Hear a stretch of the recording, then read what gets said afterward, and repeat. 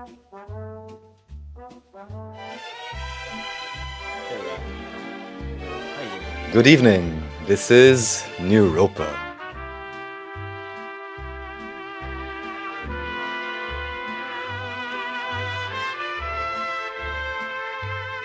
It does feel right, doesn't it? It feels like music you would fight for.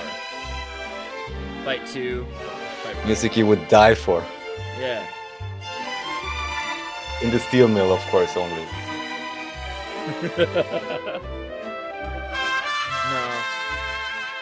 There's some real greatest generation to this. I can imagine like building a plane or like taking care of a tank in the South Pacific.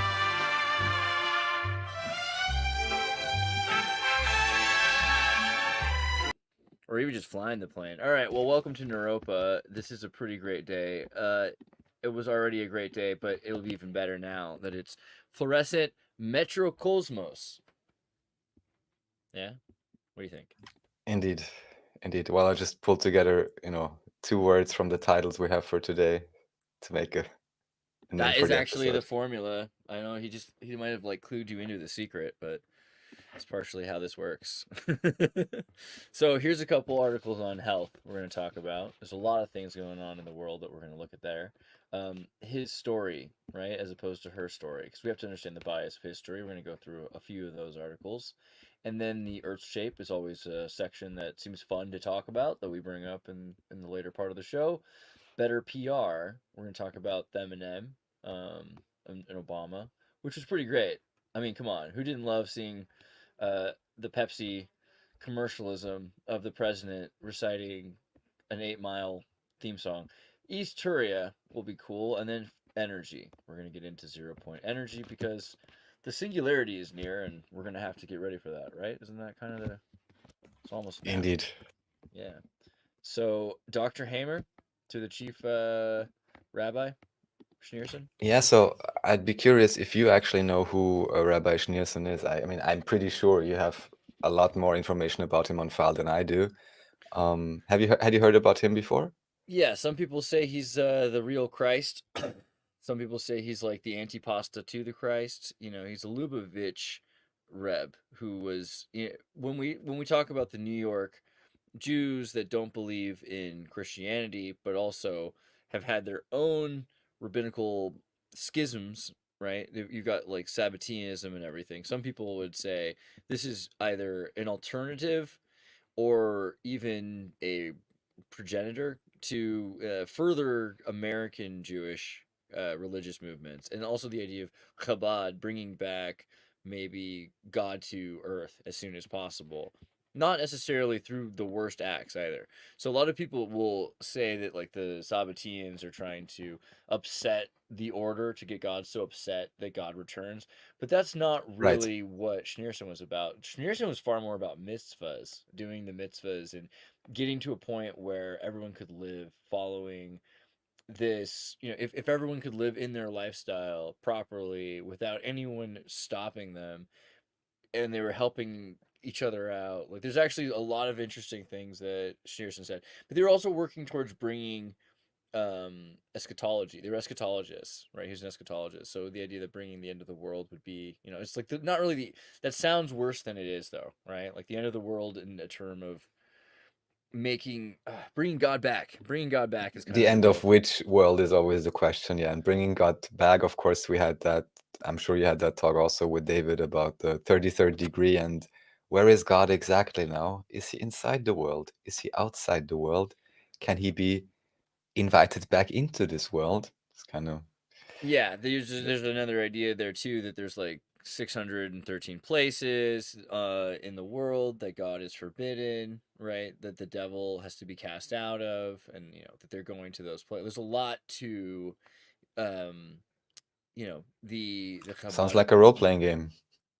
I mean, maybe, but I think there's all there's it's pretty interesting that there's an argument in the Jewish beliefs between like what is God, like you just said, or is God something that's internalized, and maybe we need to look at God like in a different way. So the Deuteronomists who try to make God kind of an atheistic bureaucracy or a hierarchy or some sort of a constellation of God.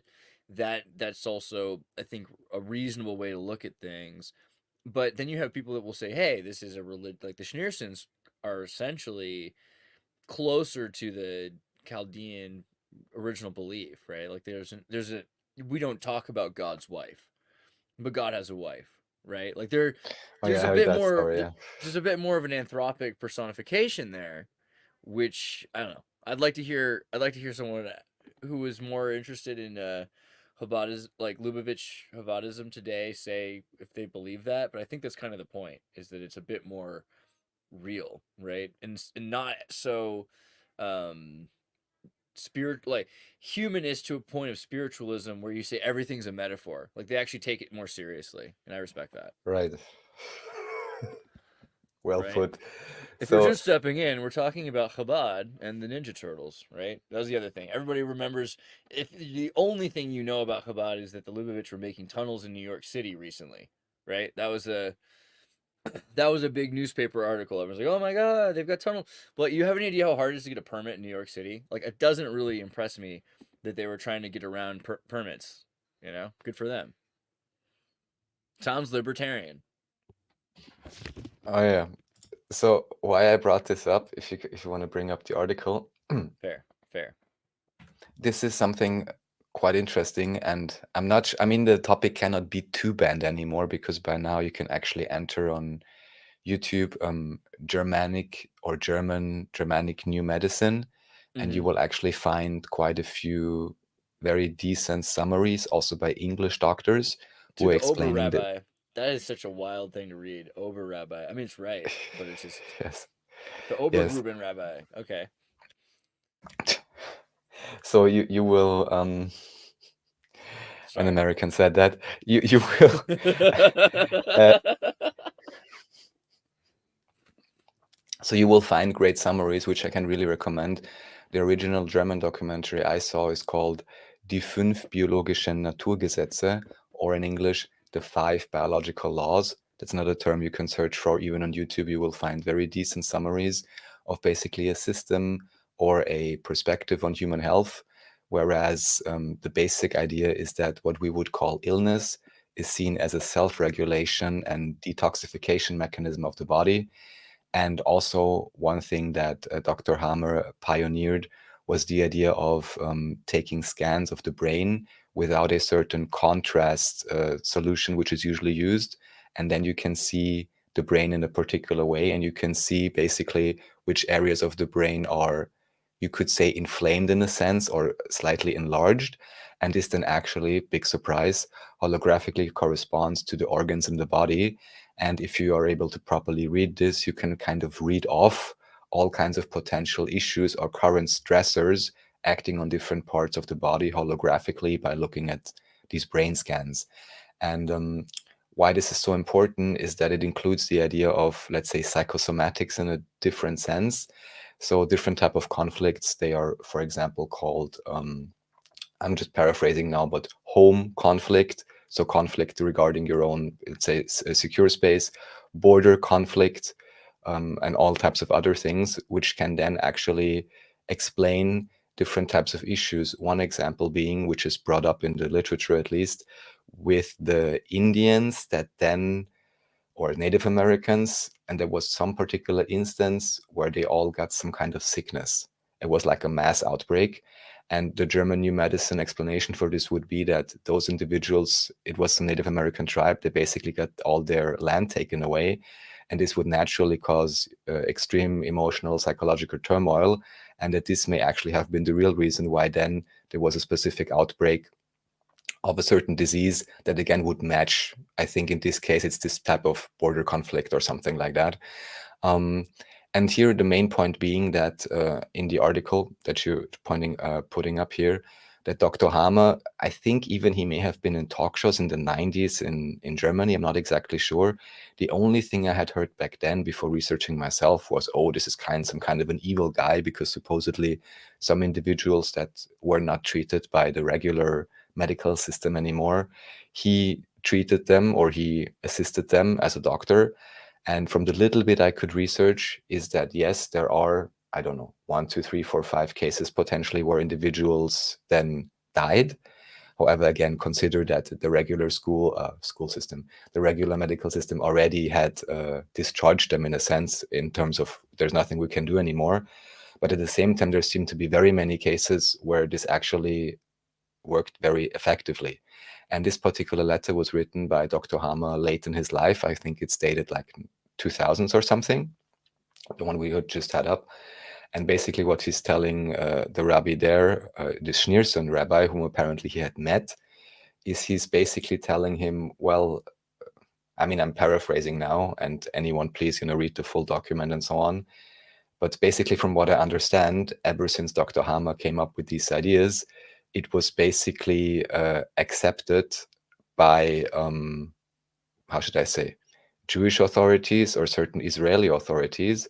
And from what I understand, maybe we can have some statistics for this, but that, for example, the issue with cancer in Israel is a lot less than in other states, which of course is quite interesting, let's say. And from what I understand, this at least partially relates back to the idea that the information that Dr. Hammer attempted to bring forth while outright banned, let's say, or defamed in Germany, was actually used to a certain extent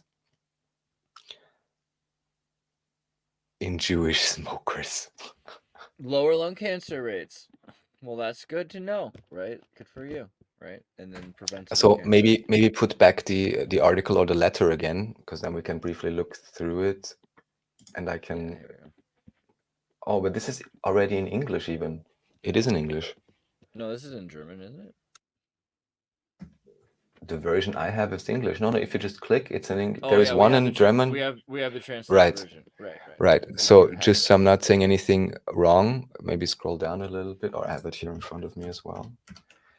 So basically he says that the rabbi has read his book, Cancer Disease of the Soul, Short Circuit of the Brain, the Computer of Our Organism, and he claims that the rabbi obviously understood it and that he used it himself, so what I had mentioned. And then he's saying, well, I'll just read verbatim. Go on. Yeah. I am extremely disappointed. This is again Dr. Hammer to Rabbi Schneerson. I'm extremely disappointed that you still have apparently not given orders to your Masonic lodges to lift the ban against the iron rule of cancer concerning non-Jews. And then he says, just please do not tell me it was not you, because I know about it. Anyhow, and then he's claiming that basically this group or affiliated groups are using his information, but at the same time outright shadow banning or defaming it for everyone else. And I had somehow heard at some point this letter existed. I recently found it again, and I found it's a very interesting entry point. But again, if you want to know the basic of what the actual theory is and ideas that he put forth, you can just enter German New Medicine or 5 Biological Laws on YouTube. You will find a few English doctors that do quite decent summaries, only about an hour long. Highly recommended because it gives you a very different idea of, let's say, the regular flus that people are having. Even I'm using the term now, which in this idea simply are regular seasonal detoxes, or even different symptoms which may at first glance seem quite disturbing or whatever, or where you're like, oh my God, am I gonna die now? But within this context, it can actually show there is simply a process of, let's say, inflammation, and then again, not deflammation, but let's say shrinking of certain areas of the body, certain substances, certain membranes in the body, and this can create all kinds of effects. And if you're aware for yourself when you put your body under stress and when you put your body in relaxation state, then you will also notice that oftentimes the quote unquote disease actually starts upon the fulfillment of relaxation. That's why, for example, teachers or children or whatever, children hopefully less at least, but teachers oftentimes may get sick when the holidays are starting. Because if before they've been under constant stress, their body is kind of in a fight state, has to stay active, has to remain performing. And then when relaxation sets in psychologically, consciously, then the body starts to repair itself. And that's then what would be called the illness, which actually is just a self-regulation, self-repair mechanism within this concept. So being anxious is probably like part of the metabolism to destroy the disease, actually. Oh Just well, I feel sick all the time. that's another that would be a different part. But here it would be more if I am very anxious for a long period of time, and maybe I'll be fine during that time or not be sick. And then when I start to relax again, then I may start getting sick because of all the built up stress hormones and all of Mm, that, which and the body didn't give itself also psychologically the time to relax because as long as you're in the fight or performance state, there is no time to repair or anything like that. So the body does not let you get quote unquote ill or simply does not right. start the detox self-regulation program because you still need to perform. And apparently you tricked your body into believing this is a, live or die Constant situation, shock. even if it's just going to the office or whatever. But again, that can then explain why later on, after constant stress, when the relaxation sets in, that's when the actual quote unquote illness may come. And this is especially important also in relation to the lockdowns that were in certain countries and so on. That also here you had certain buildups of stressors that then may be released at certain times. Yeah. Anyhow, anyone who really wants to understand health, I think it's quite a relevant piece of the puzzle, let's say. Based. Okay, so everybody can check out Dr. Hamer letter. It's interesting also from his perspective on Masonic esotericism and Zionist exoticism, like exotericism. So here's the Donald Trump Basuch. What's this all about? Him reading with the rabbis. Here, I just wanted to put it out that basically Trump is also visiting his grave, and Trump is also one of the guys who, Yeah, I guess, was at the Wailing Wall, where they performed the most interesting dance, let's say. yeah.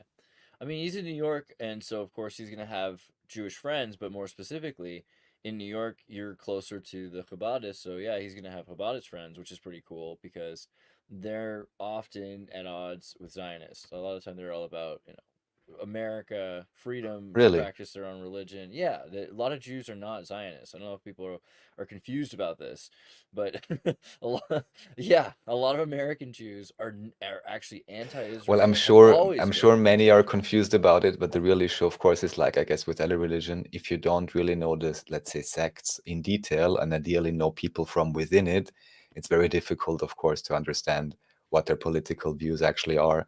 And then very quickly, just like with Islam or Christianity for that matter, things get lumped together in a not very uh, Yeah, exact fashion, let's you say. can I'm trying to give an example of it, but like essentially what'll happen is Orthodox Jews are almost invariably against Zionism. And, sometimes Orthodox Jews will be like somewhat accepting of Zionism just because of, certain political conditions. But that's actually the minority of Orthodox Jews. And Orthodox Jews will refuse invariably to serve in the conscripted Israeli military.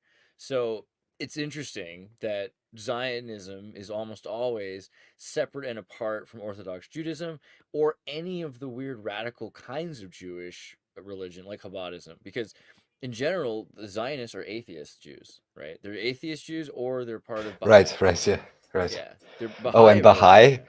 And Yeah. just anyone who wants to know about Baha'i, check out, I believe it's even the video called Code 19 with David Ewing Jr. on my channel.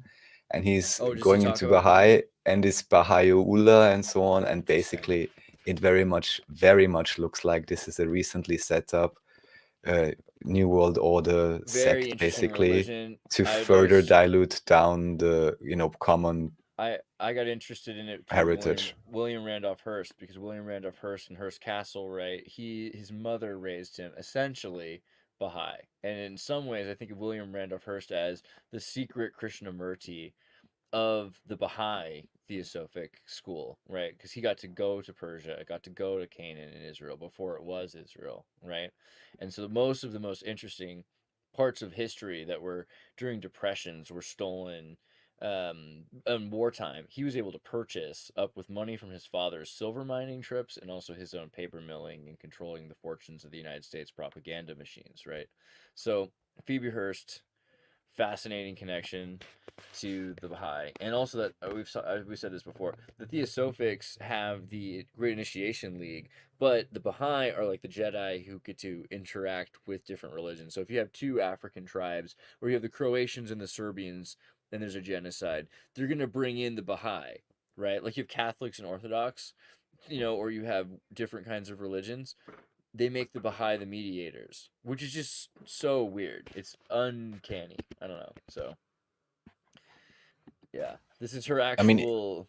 Oh, sorry. Guardians of the City is a really cool oh book. yeah, yeah, yeah, yeah, yeah. Yeah. Yes.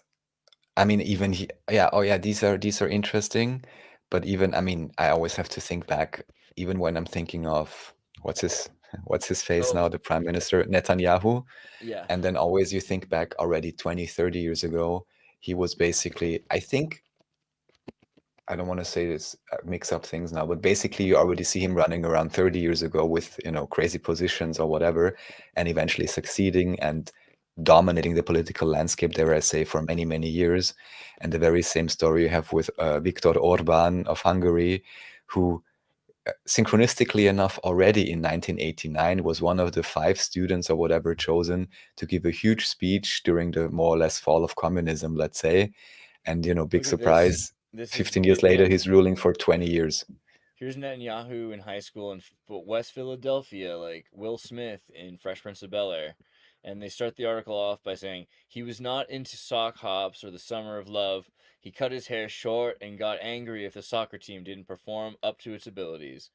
This is all about him. And this is actually interesting because Bibi, or Netanyahu, went to the same high school as Adam Krigler, who I do Base AF with. That's our Monday show, right? So I find it interesting he went to the same high school um, as Adam Krigler did, the Prime Minister of Israel. Right there, that's crazy. Well, if we want to, play that pseudo importance game, I'm pretty sure I went to the same high school as Erwin Schrödinger and like a whole host of people that, you know, Yeah, built fair enough. everything around I Austria. it's So. it just seems like that makes more sense though. I respect that completely. My thought though was that the Israeli prime minister didn't go to the nicest high school in Austria. He went to like Will Smith's movie sitcom high school, which is like weirder than anything. West Philadelphia, born and raised, is for the prime. I mean, I don't know. There's something to that in terms of the Palestine war. I haven't quite figured out the joke yet, but it's weird. There's something to it. I don't know. But if anyone else can understand this, fit it together for me. Okay? That's all I'm saying. What about So I wait, think the reason why I had put up that video with yeah, Trump and right. this, I'll bring this channel up again a little bit later. And here just wanted to show that apparently they are also related. And at the very least, Wait, if Trump Schneerson's thought, related to Trump? What do you mean? no, no, no. But I'm saying it's interesting that Trump is visiting his grave. I'm not sure if they knew about each other.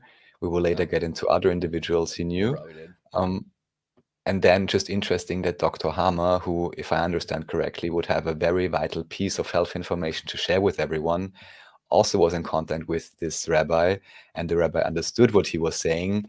And then all I'm asking is, why does the American Cancer Association still consume billions per year, but strangely they have not even probably certainly published a single article on new medicine or whatever. Of course, I understand why, Okay, because so they it's not a good definitely cash met. cow, but They definitely met in '86. It says. So let's see if I can find the picture. Um, I don't see the picture yet, but theoretically he would have met in '86 according to some records. So I don't know. I mean, it just seems like most likely impossible that someone at that level of importance in New York City, particularly running apartment buildings in Williamsburg, could possibly not know, the could not know the Chabadis and probably would have interacted with Schneerson. But yeah, it sounds like they actually met in '86. I would like to find the picture though. If anyone has one, that would be cool. I'm sure you respected him. Schneerson's like cool. Like that's the thing. He gets a bad rap. I think he's a cool guy. I'd like to hear someone argue with me on that, but I like I his haven't heard like opinions. speeches from him. There's a lot, people saying things about other people. That's always, He has to seems be to verified. be also like in terms of protecting the goyim, like he thinks that they deserve better than other Oh, people really? seem to. Oh, Yeah, wow.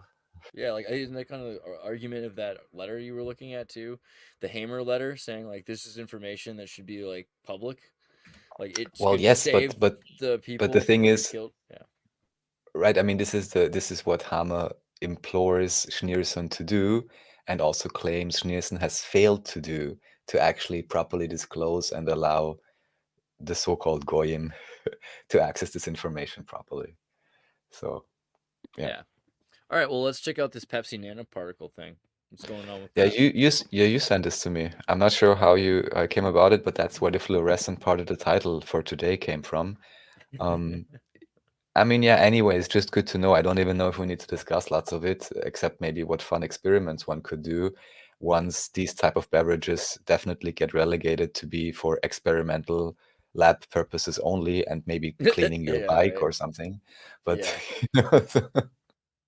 Spermicidal potency of Coca-Cola and Pepsi Cola. Amazing. well, here we are. Decreases sperm mortality to less than 70% of control within 1 hour. Not, Wow. but not mortality, motility. So Oh, that's motility. mobility, I Okay. guess, in Okay. a very Still strange though. sense. Still though. Mhm. Not being able to, yeah, do effectively. Wow. Not being able to move. I'll Hmm. show them. All right. Well, nanoparticles are fun. Nice. Have you seen the conspiracy about glitter? Right. What? There was like Glitter a is RFID chips or what? there's like a glitter conspiracy theory. Who's taking all the glitter? This was like this happened a couple years before the nanoparticle thing, and everyone's like, "Oh my gosh, there's microplastics in everyone's testicles." But before that, it was like, "Hey, I was looking into glitter to do an article. I tried calling around, figured out there's like 7 companies in the world that make glitter or less, and that they can't tell you who makes the glitter and why they make the glitter and who buys the glitter. Who's the biggest glitter user? Well, we can't tell you because it's a complete secret. When a reporter asked GlitterX who was the biggest marketer, their lips were completely sealed, and the representative was not allowed to say a word because they don't want anyone to know that it's glitter in their product. Of course, this response has lit the imagination of many people as the foundation of the glitter conspiracy theory, or Glittergate. Most recently, many videos have found their way onto TikTok. What are the main theories? Well, I mean, like concrete, boat industry, boat building, I think, in general, just anything, putting glitter into concrete or into food. That's like the one that I think people are even most scared about, obviously. But yeah, And what is glitter technically? glitter's just tiny little pieces of, it's microparticles of plastic. Yeah, but of plastic. Okay. Hmm. Yeah, well, it All could be right. whatever, but it's a reflective foil, right? Right. I And mean, I know what it looks like, but I don't necessarily know what it's made of. no, that's the beautiful thing. It can be made out of, as long as it serves a purpose, right? It's just glitter. See? It's brilliant. What did I make? I made glitter. Oh, what's the toxicology of your glitter? Right, that's the conspiracy. Okay.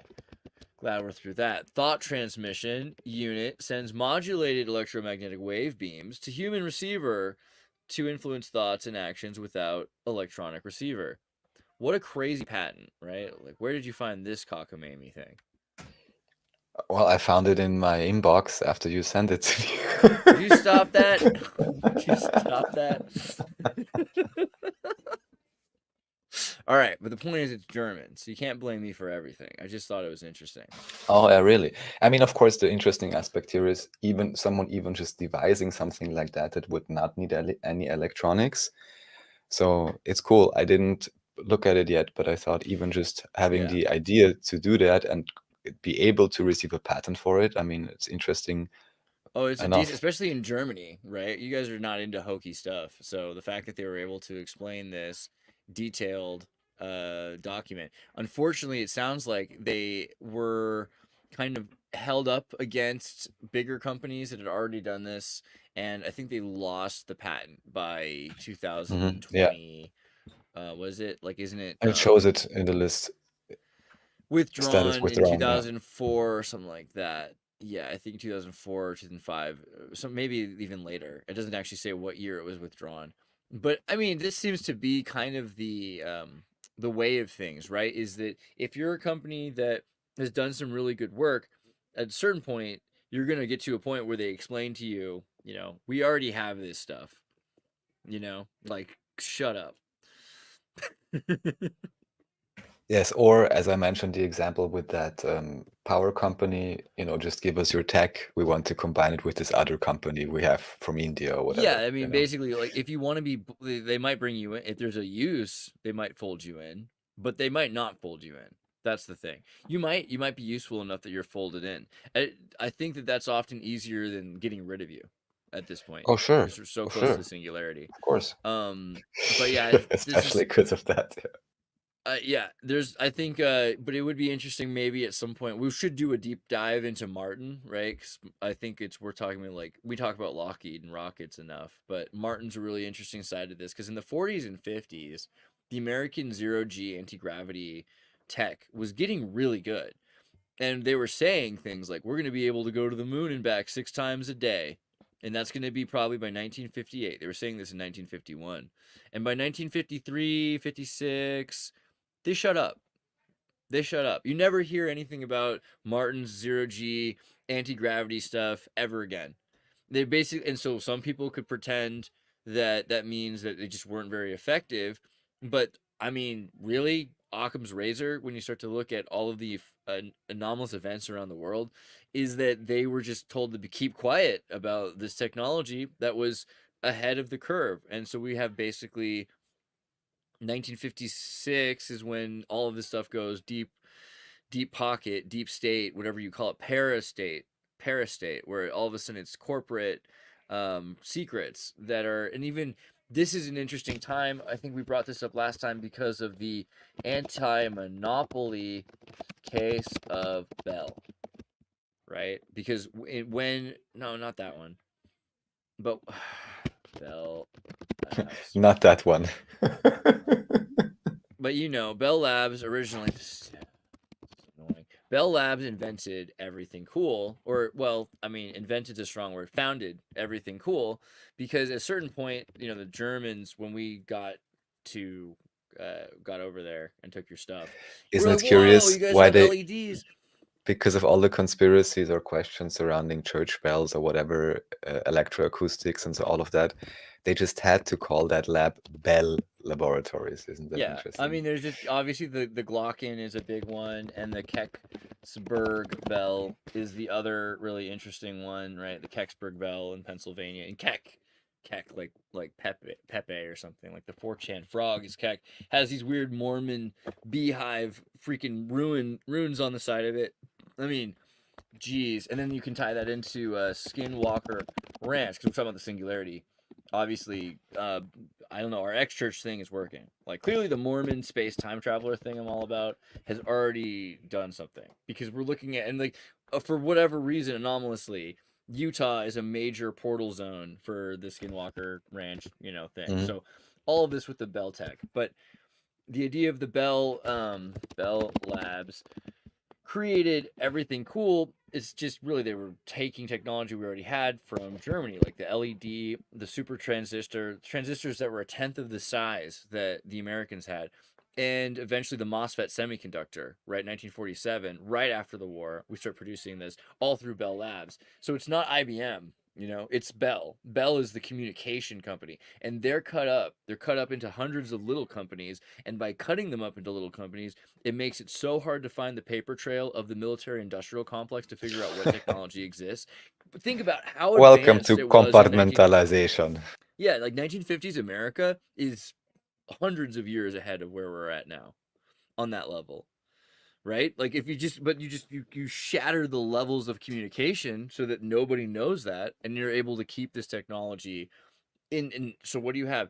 You have exactly the same stuff that they're showing you in 1950s. Video phones, a computer terminal, a cloud network, artificial intelligence from a network that can scan all of this and to combine information together. Nothing new. Nothing new since this point, right? The anti-monopoly case. Brilliant. And then what happens? What's the biggest company in the world after that? Because Bell was the biggest company. So what do you do when you cut Bell? Who's the biggest company? AT&T or No, no, no. Exxon. Exxon, because petroleum, right? right? Yeah. Yes. Because then there's no Hmm. more reason for in military industrial innovation. That's kept secret. Right, right? of course. Yeah, All yeah. it No, no, is, of yeah. course. And this is the actually describing the train of thought I had because, people can speculate about breakaway, this and that. There's, again, I'll mention all the lost or not lost German U-boats and 100 million things, but it really very, very much seems like as if latest, sometimes in the 40s, if there wasn't, a reset even 100 years earlier where that already happened again or something, there really was all type of technology that simply turned out to be too effective, too efficient, not suitable for a capitalist economy or scarcity-based economy. And these things just were sequestered and hidden systematically so that this joke of a scarcity can keep running. I mean, that's honestly my perception. I mean, either there are real issues in terms of mass scaling these things, but I honestly just think if there are things like anti-gravity and so on, or teleportation, like we spoke about last time in whatever variant, or even just a FN Concorde or something, it's obvious, there's a limit in terms of what technology should be accessible in any way, shape, or form to the public. And I very much do have the suspicion that a big factor, of course, here, I mean, suspicion, is control. Because if you don't give people the energy, the health, and the transportation technology, you know, how many more smartphones do you want?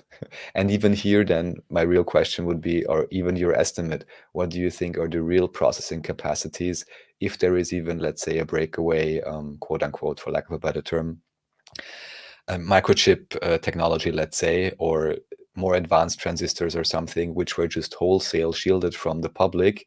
The public was left with x86 or now RISC to keep developing further. And they knew, okay, in 20, 30 years, we're slowly going to release the thing and then you're going to have a decent smartphone and whatever.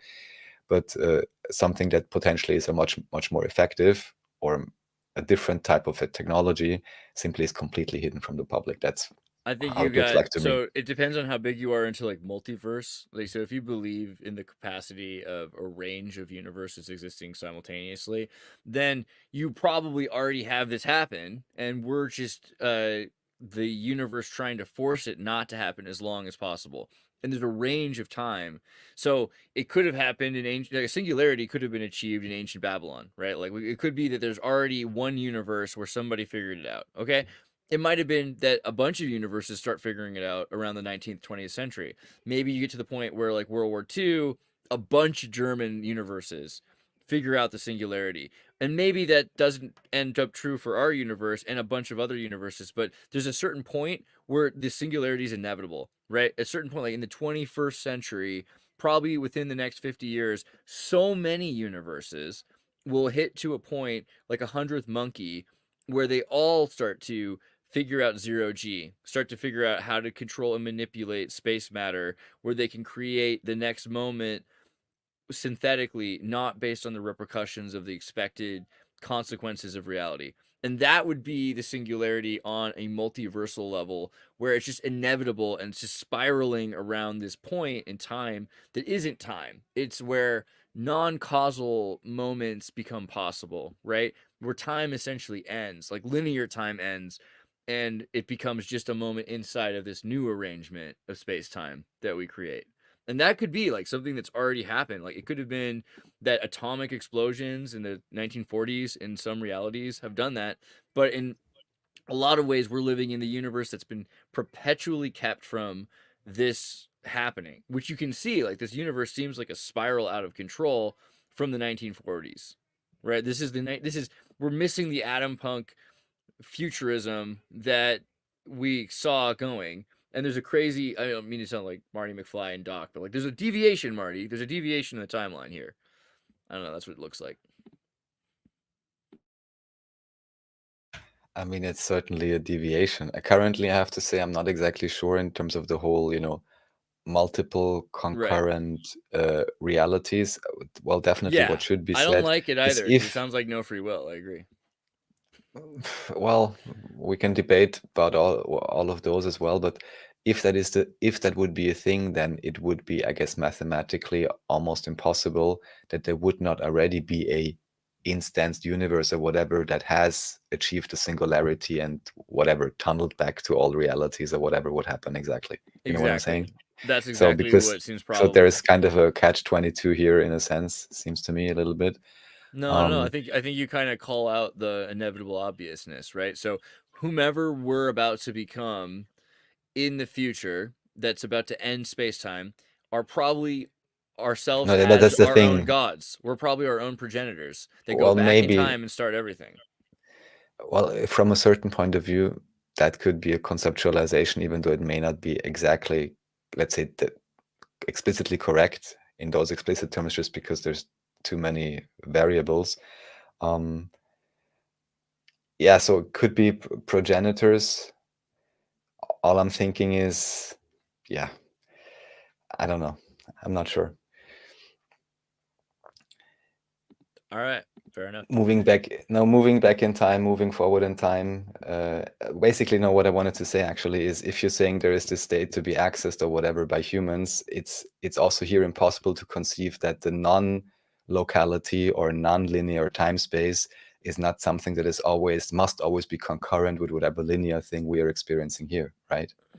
Yeah, so at a certain point, So it what happens must is already linear. exist. I don't think that we can create non-locality, non-linearity. I think that's in whatever metaphorical or whatever other sense, anyhow, the basis, and then the linearity that we experience must just be I spin-offs think from that. you could have so maybe you could have a parallel non-locality. So let's say you have a simultaneous like let's say you're outside of it in some sense. Maybe you could be underground or something. Have a maybe Antarctica is the whole point. Like you have a That's the society whole that's point. You go deep enough under the ground and time yeah stops, yeah? yeah like so. But and this is why so many of these anomalous things happen in state parks around granite. Right? Because granite's so solid that if you were to build something in granite, you would have a time capsule that you know in that granite for maybe a certain amount of thousands or tens of thousands of years, things are safe in the granite. And similar like Antarctica, we don't have maps except for a few very anomalous maps for until the 19th century that even show it. So it's something that's completely outside of the consciousness, and you can keep it under the ice. This would make sense so that you have something that doesn't affect the timeline that creates you except for where you want it to, right? And so there might be circumstances where you have miracles. There might be circumstances where people are doing seances in the 19th century and you go back and you mess with them. But for the most part, you have to be very careful about messing with the timeline because it's not just this multiverse like you're talking about. Even if there is, most of those universes end very quickly because they're not the best timeline. They have to be as close to a perfect thing as possible. So realistically, there is an omega point that is the longest timeline, and it ends with not just destruction but order. And that's also part of the singularity because the singularity is as things are getting smaller, things are getting closer together. So there's less there's less if you're thinking about like a supercapacitor and there's an electron going around a maze, at a certain point there's no more line because the maze is getting thinner and thinner and thinner that it's just next to itself. So does it become chaotic order because it's naturally ordered at that point that it doesn't even need the labyrinth anymore because it just knows where to go? Could energy become that divinely ordered? That's probably the singularity. All right. Cool. All No, right. because yeah, well, I have more questions about this. We can continue this discussion another time. Yeah, I mean, if you like, whatever. He's Sure, our always. buddy. We like It's this just it's guy, not gonna Hamamoto. stop so quickly, so Yeah. yeah, he's cool. No, I'm just again pointing it out because he's keeping like tabs and giving his perspective. Nothing too much to discuss. It's like the ongoing drama, but he's always interesting to listen to. So I guess I was just watching it this week, and he's talking about Tommy Motola, who even in one of his last speeches, Michael Jackson said that Tommy Motola is the devil. So make of that what you will. You're gonna have to pop on for a second and get my power cable. Oh, sure. Yeah, Tommy Motola basically was the CEO for Sony for about 10 years, from what I understand. Maybe not currently, but like the former CEO. And basically, what he's talking about here, Hamamoto, is also about the concept of ownership. And it's quite interesting that he's like giving for lack of a better term, quote unquote, Asian ethnic perspective. And he's also pointing out basically how, different groups, even racially, are relegated to different positions in terms of social archetypes presented. Like he's saying, for example, the Asian men are relegated to like nerds to work for Google instead of actually maybe being the owners of their own company. And I guess this is the point he's making, that in music industry, at least in the official mainstream history we have, from what I understand, Michael Jackson actually kind of crossed over Sony or whatever, or managed in any case to have maybe more of a stake or ownership than he should have had. Of course, there's also the ongoing conspiracy, and there's all these interesting images, whereas you see Michael Jackson's son hanging out with an individual that supposedly was Michael Jackson's biggest fan, quote unquote. And then you see certain scenes and you're wondering, maybe Michael Jackson always was his own biggest fan. So, well, there we go into multiple layers of speculation and conspiracy. So I see David, I'm saying already, Andreas, you put yourself up, but you hit the screen from us. I'm trying my best to get this microphone back on because I had some cable problems here, but it should be okay. Oh, you're doing fine. All right, here we go. Millions watch you may. Sorry, I have to get my microphone over here. You read this one. All right, yeah. I wasn't even sure if you want to read it, but we brought him up again. Before millions watch University of Maine grads videos debunking pseudoscience. No, and I haven't even seen his recent stuff. He's just one of those examples I brought up before, where I'm like, I'm so positively amazed by certain individuals' meteoric rise, dare I say, in certain topics, and I'm still haven't completely figured out how these actually rise. Sorry. Meteoric rise. Meteoric mediocre. No, SpaceX launch rise, but yeah, but this if the guy's such a if the camera if the camera is decent. properly adjusted, then it keeps looking as if the rocket keeps going up and not going sideways. So that's why I'm saying it's all about the camera angle. But anyways, it's just curious to me. Maybe one day we'll figure it out how this actually happens. Yeah. I mean, it's not here. Certainly, probably some things. I'm not even saying that the content is no good at all or whatever, but it's just usually quite a select perspective on history.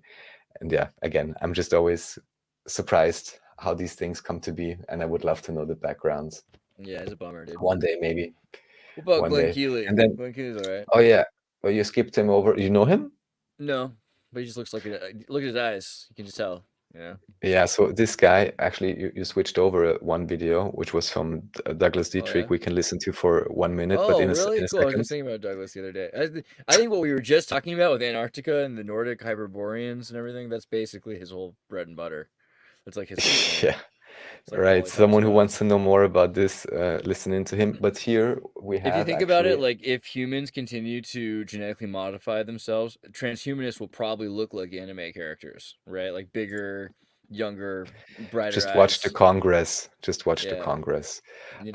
So, but I mean, before you go into that, I can just briefly show Glenn Keely, because I just want to very briefly talk about him. This was just recommended to me via email. Thank you very much. I started listening to it. It's a little bit, how should I say, maybe difficult to verify, because even he himself in the beginning says he can't just, tell you the story. He can't tell you, much more about the sourcing. And just to anyone who's into deep, like, ideas of long past history and development of humans, you may want to check it out. I found it curious that this was uploaded so many years ago, has a few hundred views, but is apparently relevant or interesting enough that I get an email about this.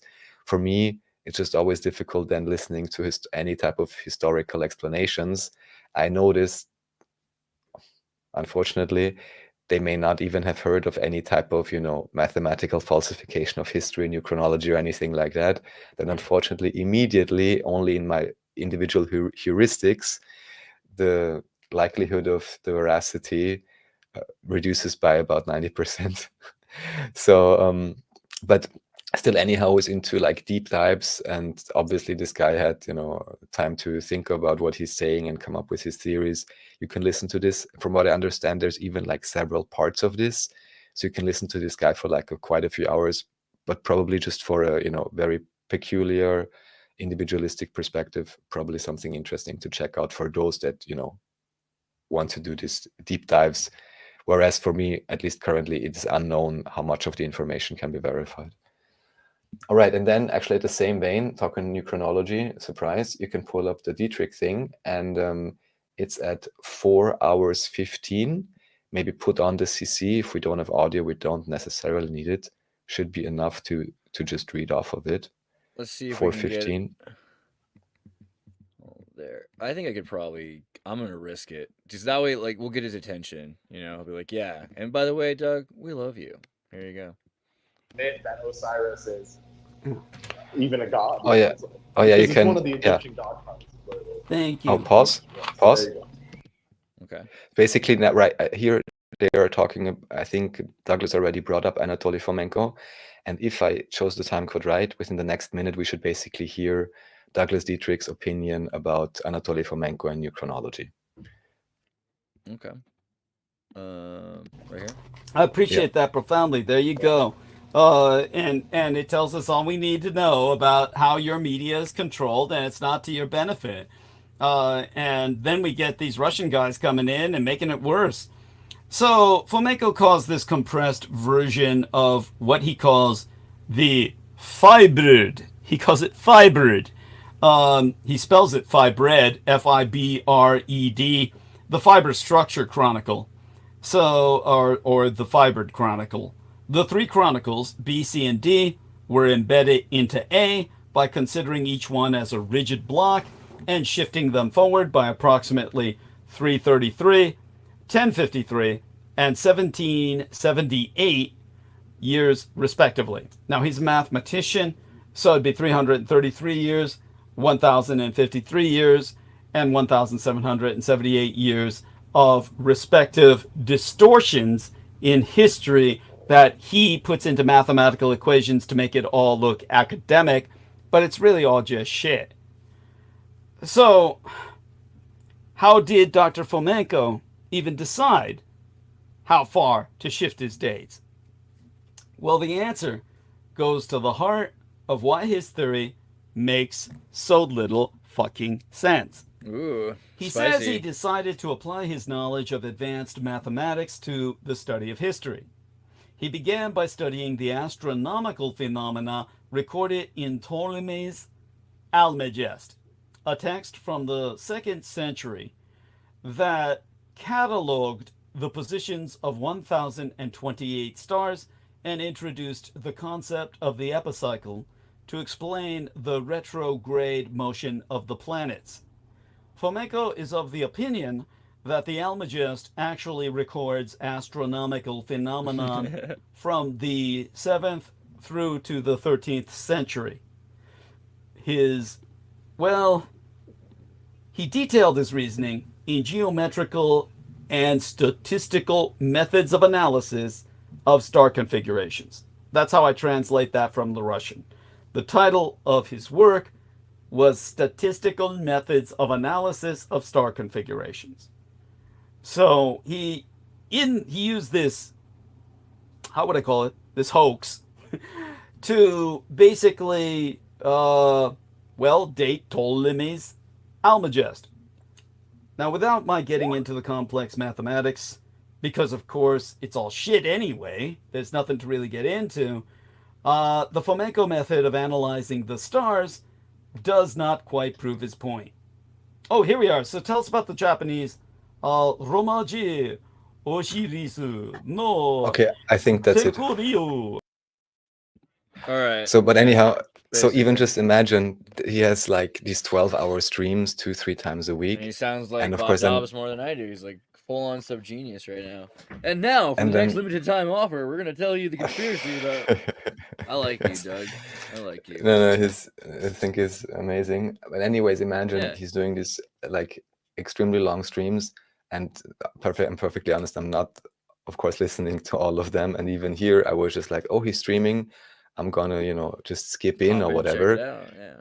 And literally after just listening a few minutes, if even that much, I suddenly hear him talking about Fomenko.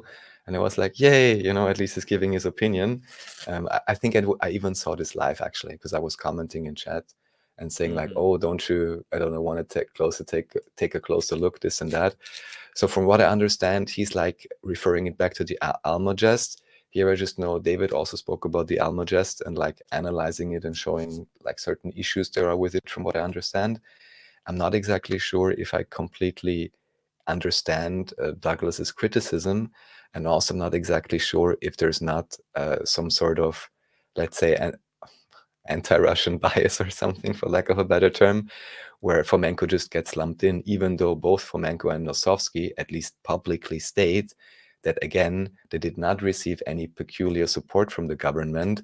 But again, Fomenko was a mathematics professor, maybe even the earliest at like 22 or 24 or something. And you have to look at his pictures. I showed this to you before, I think, in the translation with Right. Kurinoy, right? You see that this, I mean, to me at least, it's obvious this guy is a genius. And then anyone denigrating him for saying, oh, he's not even a historian, how should he know?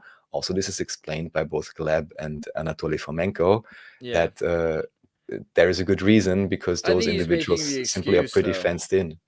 Yeah, but like Douglas is trying to make the excuse that I think everyone makes, which is that we cannot trust historical record. You know, he's like, well, look, you're trying to tell me that their astronomical records are accurate. Well, why should I assume that they're accurate? That's something that David wouldn't say, right? That's a logical question to ask. I think the difference is when you're looking at the Muslim or the Jewish or the Catholic even astronomical records, they're a lot more objective than you might think at first, because that's basically all these people were doing. They were staring at the stars, measuring them, and jotting it down. And so you'd be like, oh wow, Halley's Comet 5,000 years ago. That's why we look at that stuff and say that there's something to it. It's not because it's just a bunch of poetry about the stars, and it's because they're actually metrics that they're keeping down. Like, this is what they meant when they said computers. They meant these people that were computing where the stars were, right? Oh, and just as it's the topic right now, because just hear someone saying, oh, of course, in flamenco, that's my favorite Oh man, pronunciation that of happened this. to me one time. So, Yeah, I was trying to ask them if they heard of flamenco in Spain, and they thought I was talking about flamenco. I was like, no, dude, no. so yeah, and here all I can say is, I don't know, take a very close look and reconsider maybe. I don't know. I haven't seen, but if there is any, like LT, if you have any particular video of his or video title where you say he's talking about this in detail, I'd love to check it out and see exactly what his criticism is.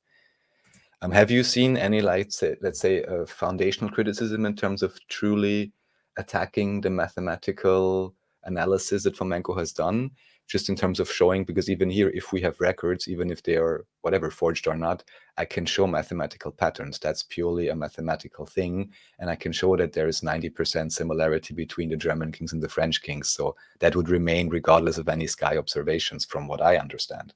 Of course, they are interlinked, but there's quite a few aspects. And to me, so far still, that's why I'm asking, I still have not seen a proper refutation of Fomenko's work, nor of David's expanded work regarding maybe some more recent history things. I haven't seen it yet. Have you? Not really. I mean, I think for the most part, people have been open to the parts that are important, which are that there was far more communication in the Middle East and Europe than people like to admit during the Dark Ages. This is something that I think even it's hard. It's been really hard for Romans and for Greeks to admit. They're like, "Oh, the Dark Ages, the Dark Ages." But this come up recently. Like, the Dark Ages were not so dark. Just deal with it. And I think that offends some people still, but we're moving past that. That's probably the biggest thing, is like the amount of communication, how cool things were. But they'll say it was an isolated event. They'll try to say there's less people that really were privy or privileged by that. I think that's the next thing that we'll probably see. The next debunking will be how many people were benefited from this. Were the laymen really? I mean, because we could talk about the elite church academics and the boys who learned the new languages in the new schools and the new religious monasteries, but are they the same as the parents or the community? And I think that would be the interesting thing to talk about, like the janissaries and how that influences your community. I mean, today you have a kid who comes back home and he's been a Marine. It changes his neighborhood, right? Like, oh wow, right? So that kind of I think is the same thing with the Ottoman Empire. They influenced in a lot of ways by bringing order and discipline to people that didn't really have as much of that. They were living in the country, right? And all of a sudden they were taught city-like civilities, right? For better or worse, yes. Yeah, for better, for worse. Exactly. I think that's exactly right. Yeah, so next Oh up, what we boy. have, this is just, I guess, for people to listen to. I somehow stumbled across this. Anyone who wants to research language, I guess. Supposedly the original pronunciation of Shakespeare. Although I'll Shakespeare. say right from the start, this was created by OpenLearn from Open University. This is coincidentally the university I studied at as well, but this is just remote studies for main part. But also should be noted, this was one of the, I mean, which university isn't, but certainly one of the Queen's favored universities, I believe, created originally to assist like working class people, because you basically could study part-time there or while working. Yeah, and here, I don't know, talking about Shakespeare. Fair Verona, where we lay our sin, from ancient grudge bred to new mutiny, where civil blood led civil hands unclean. From forth the fatal lines of these two foes, a pair of star-crossed lovers take their life, whose misadventured piteous overthrows doth with their death bury their parents' strife. Yeah, it's like the classic British accent, like 16th century British accent. A bit more in the bit. Yeah, basically. Yeah, of course. I mean, I didn't live there. For me, it's completely unknown whether that's correct or not, but I just thought it's interesting to share.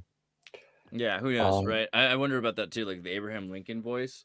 We have an American idea of like what Abraham Lincoln sounded like. I'm like, who says? You know, like where's your recording? Like, prove to me what's going on here. How about Use Merlo? Who's this guy? Hold on, Yeah, so this is just one of those random guys that I came across. I'll see. Oh, right, because someone recommended to me a book of his. I didn't have time to check it out yet, but it sounded interesting enough. Probably just go to his bibliography, then it should be clear. Oh, there, even here it says in the first paragraph. So he was as already says, he was a Dutch-American doctor of medicine. He authored Rape of the Mind, Analysis of Brainwashing Techniques and Thought Control in Totalitarian States. So I guess this was a random chat comment or something I got, or comment on one of the videos. So I thought I'd share it. Probably along the lines of, what's his name? Either Bernays propaganda, but also How to Move the Masses, Gustave Le Bon, and there's a few other books in that vein. Interesting. Thought control. Okay. The R of the mind. I'm gonna have to check this guy out a lot more. Okay. And then Mud Fossils fan says he should win a Nobel Prize. Yeah, so this is by one of those, I don't know. Yeah, and also I brought it up because Sabine is here. Dude, she's everywhere, yeah. She's like some sort of, she's kind of like the Luce for the Catholic Church or something. She's like some weird kind of like mystical figurine that's coming. She's like a symbol. She's an archetypical she's an egregore. All right, keep going.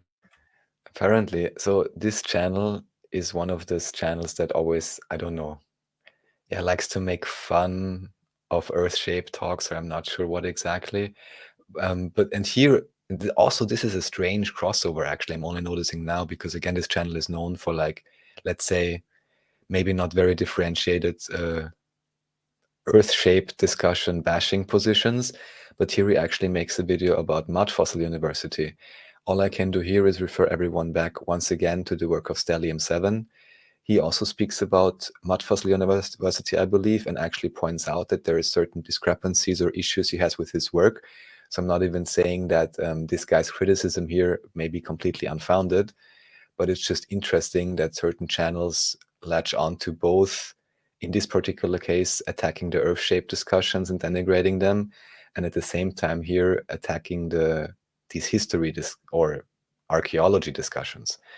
It's, yeah, just a strange concentration of topics. I'm not exactly sure, whether this is organic or not, or whether if someone applies a certain scientism stance, then you automatically go against certain particular areas that you, for some reason, consider are unscientific, quote unquote.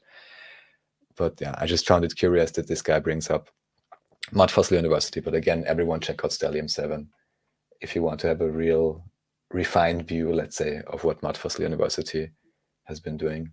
Yeah, to be honest, like, just objectively more awesome and based. Even though he's our friend and we're biased for saying that, it's just true. Indeed. Yeah. All right. What about Alhambra, which is a fun place, or is that just? Oh yeah, so these I just brought it up Yeah. because if someone wants to look at nice pictures, Oh, unfortunately, it's unavailable in my again country. one of the from Arte, which is like the German-French documentary channel. Yeah, I'm sure nice pictures. I'm sure you can find it elsewhere. Just or use a VPN or something. But I It's just had to annoying. bring it in. I had to bring it in because of the famous Alhambra decree of 1492, an official timeline, where it seems as if either, depending on your view, I guess the Jews or the Muslims were expelled finally. I I'm guess they trying to call it find Treaty my Alhambra decree. live. I have footage of me in Alhambra, like walking around live on my channel. Oh, sweet. I'll put it up somewhere easy to find later. What about this? This is the Pyramid of Success. Ooh. Yeah, I don't know how this slipped in here. Again, we're not in perfect order, I think, but it's fine. This was just something fun I found somewhere, and why I like it so much is not only is it's a bit more complex or different than the known pyramid for the hierarchy of needs by Maslow, but also at the very top on the right-hand side, you can see patience. On the left-hand side, you can see faith. In the simpler versions, these two are extended along the whole side, so it's not so spliced up, let's say. But I just think it's pretty funny that at the very top of it still, okay, faith, all right, but also patience. I just think it's a nice reminder, yeah, to anyone in chat, of course. Whereas I expect most of you to be top achievers, and then just remind yourself, faith and patience. So And then this is this is the video I can't see any of your cool videos without a yeah, VPN. that's the If you next guys thing want to not watch these allowed to see. videos, click on the VPN link for Xirtus or the Exactly, VPN link for NordVPN, and you can watch these videos. and I it could do it, actually but it would screw works up my well. stream. So yeah, it's not good to And do while I'm streaming though, because in YouTube no, and no, stuff, no, I think it'll screw no, it no, up. no. But anyhow, here, this is simply a video with some strange art projects, but the main topic is the Vienna Metro. And of course, since underground things is a recurring theme, and at least to me, subways are very psychedelic, True. to anyone who wants to see what it looks like in Vienna, they can check out a video like that to see the Vienna Metro. I mean, I'm sure there's many random YouTubers also doing Yeah, videos right. like that. I had that reminds me of something I had earlier. Let me see if I can find it. If I go back here on my Twitter page, go down the page a little bit, and it's got to be right here. Yes, an Austrian teenager has been rejected from the British School of Art in Rome for being a toxic artist at work. We should be really careful about Austrian artists, especially if they're vegetarian. Okay, now Alicia Joe, how about this? Oh yeah, so this is a series of videos. You can maybe second and third one will be more interesting. So this guy, I can really give a shout out. Traukan and Promi is one of the OG researchers in the German-speaking region who's been into like symbolism and all of these things for, I don't know, 10 plus Nice. years. The moniker itself, Traukan and Promi, literally means trust no celebrities, which I guess is a recurring theme.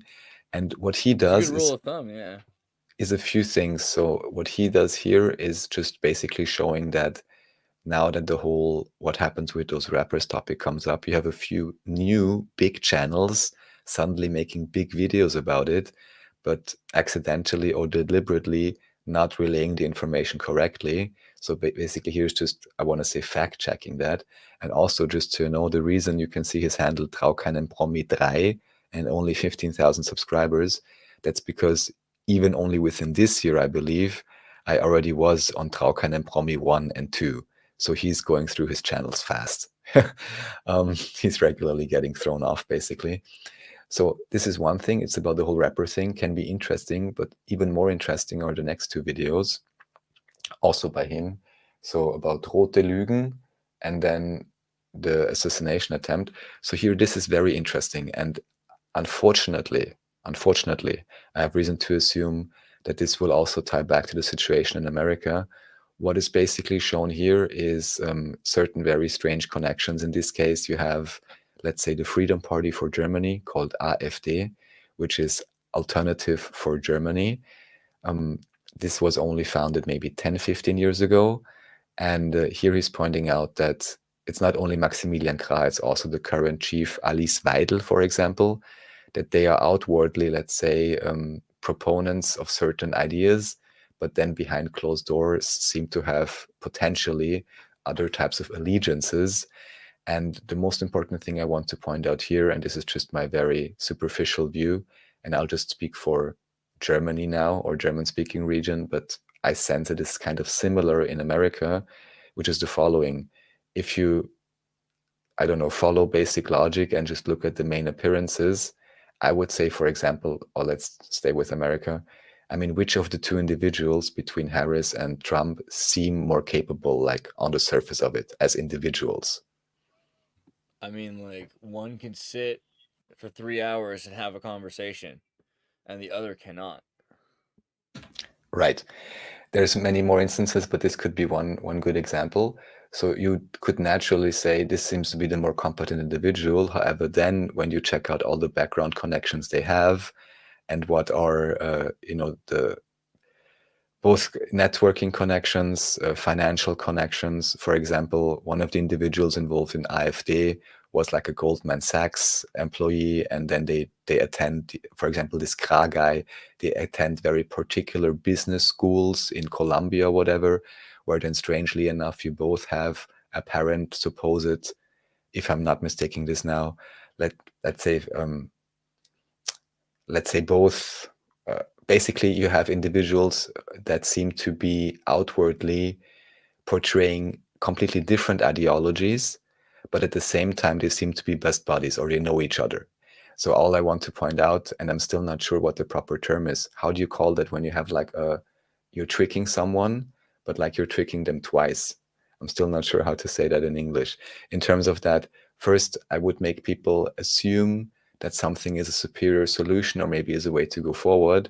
But actually, if I would look really closely at both options given, then I find that in the background, they all again seem to tie back to the same idea. I'll just give one example where I deliberately checked this out, and I remember myself, this was the Obama election. So who could that have been? Obama versus, who did Obama run against? McCain, I think. Yeah, something like that. And there was one election where I just checked out the official donor lists, and this was the official lists. And literally you could see the same three banks in the top 5 for both of them. And even just considering that, I'm like, I don't know how much I can trust the political theater. And this guy basically does really good background analysis. Anyone who really wants to understand deep dive for Germany, but from what I understand, similar things could apply to America. And the last video I'm showing here is about the Trump event. And also, I hadn't seen his video before, but also he is, let's say, highly suspicious of the official narrative. And also, it's oftentimes a matter of how do you cut a video? What is the perspective you put in it? Not this one, maybe the third one. This is the least interesting. This is about Germany, and the third one then is about the Trump event. Yeah, and he's putting up the Illuminati cards, but quite a few other things and question marks. And also here, what I really like, if you go back with the female agents, that he also points out, well, now understandably, all the Republicans, let's say, can go insane and be like, oh my God, he got the bad Secret Service agents, they defunded them, and why are all the women there? And then you can bicker about women being incompetent or not, or whatever.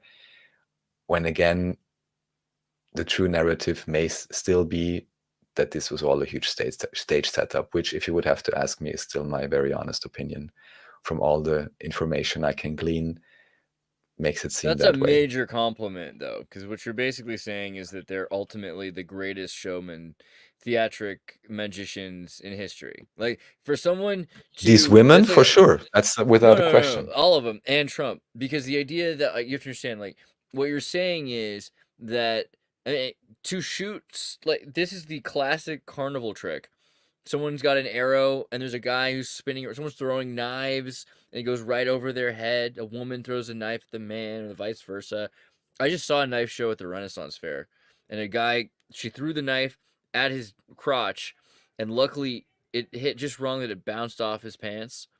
but like she nearly just castrated the guy. Like people love knife shows at a Renaissance fair. So I think this is the same thing. You've got the perfect show. This is the magician's trick. The magician actually gets just part of their ear grazed because they move. I mean, it's really, on one hand, it's almost impossible to miss that shot to hit someone's head. On the other hand, it's almost impossible not to accidentally kill somebody if you're trying to graze their ear. So it's the perfect carnival trick. It's the perfect circus. I don't know. I think that's the thing. You're basically saying they unless deserve to be unless president when you say that you think it's fake. obviously That's what that means. yes, That's what that means, right? They're the best showman in obviously, history. Yeah. but it does not necessarily mean that he's also the best stuntman, because as a Pretty magician you simple. only have to make people believe that you're throwing the knives, to stay with that example, True. and then may But well make it look like you have been grazed, as they say. yeah, but I mean, also Oh singularity yeah, and wise, also, just briefly, go I'm ahead. sorry, here it seems very good, singularity wise. So he Yeah. says master of illusion. What's interesting is I put this up under the section better PR, where we're not there yet, but where you have Joe Rogan Experience, and I just want to point out, and this is super ultra superficial numerology, but still, the Joe Rogan Experience that Trump was on was 2219. 22, and this was always the obvious thing with Donald Trump. Donald Trump is considered the fool. He's being called the fool by many. So I would definitely say, along with the emperor, maybe that's the main archetype he's given. And even here, to those who know, 22 reduces to 4. So the fool is related to the emperor archetype in tarot for sure. I mean, at least with the modern numerology system that I understand are being used. So you have the fool archetype, and then in his episode it's 2219. 19 is the sun. You have Trump's Apollo room, the golden suit he has or something in one of his towers. Many other strange connections here, and also, and I guess there's First Amendment. I mean, I think also Trump is a defender of that, which I can appreciate, at least to some extent. I'd even have to, let me put it like this. I mean, I would not be the only one, but who currently is the front runner for Antichrist nomination from your point of view? Because by now I have to say, unfortunately, I have a pretty specific bet. I nearly knocked over my laptop, and that's my answer to that. So, how about Johann Ludwig Burckhardt? Oh You yeah, so know, he's amazing.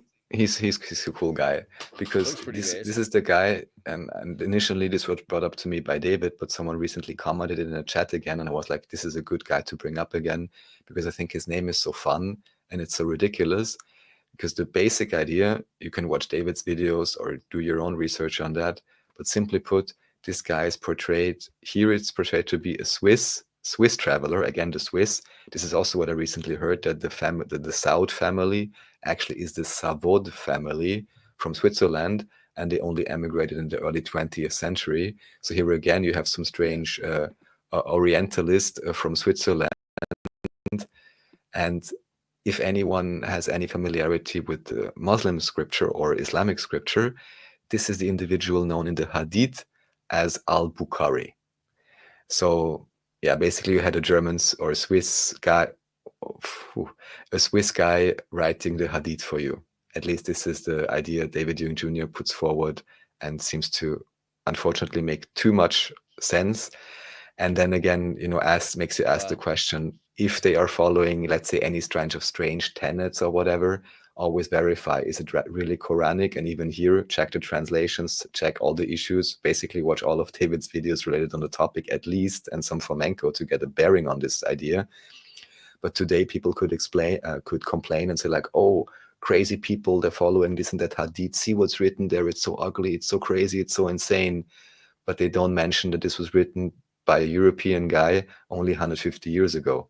And now they're complaining against it, and this, of course, how you can see how, I don't know, crazy religious positions are being set up over 150 years to then allow for a completely artificially and forged clash of civilization, which has nothing to do with anything organic, any desert religion emerging and coming up with crazy ideas, but it's literally the Swiss European traveler from 1890, going there, then pretending to be a Muslim 50 years later in the books and writing you the Maybe potentially he crazy really thought he hadith. was a Muslim, I'm sure.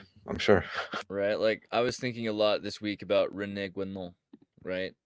This freaking guy who was a French philosopher in an existentialist period who kind of rebelled against what he saw as the inevitable now of contemporaneous society, the post-truth, post-moral, post-modern society coming.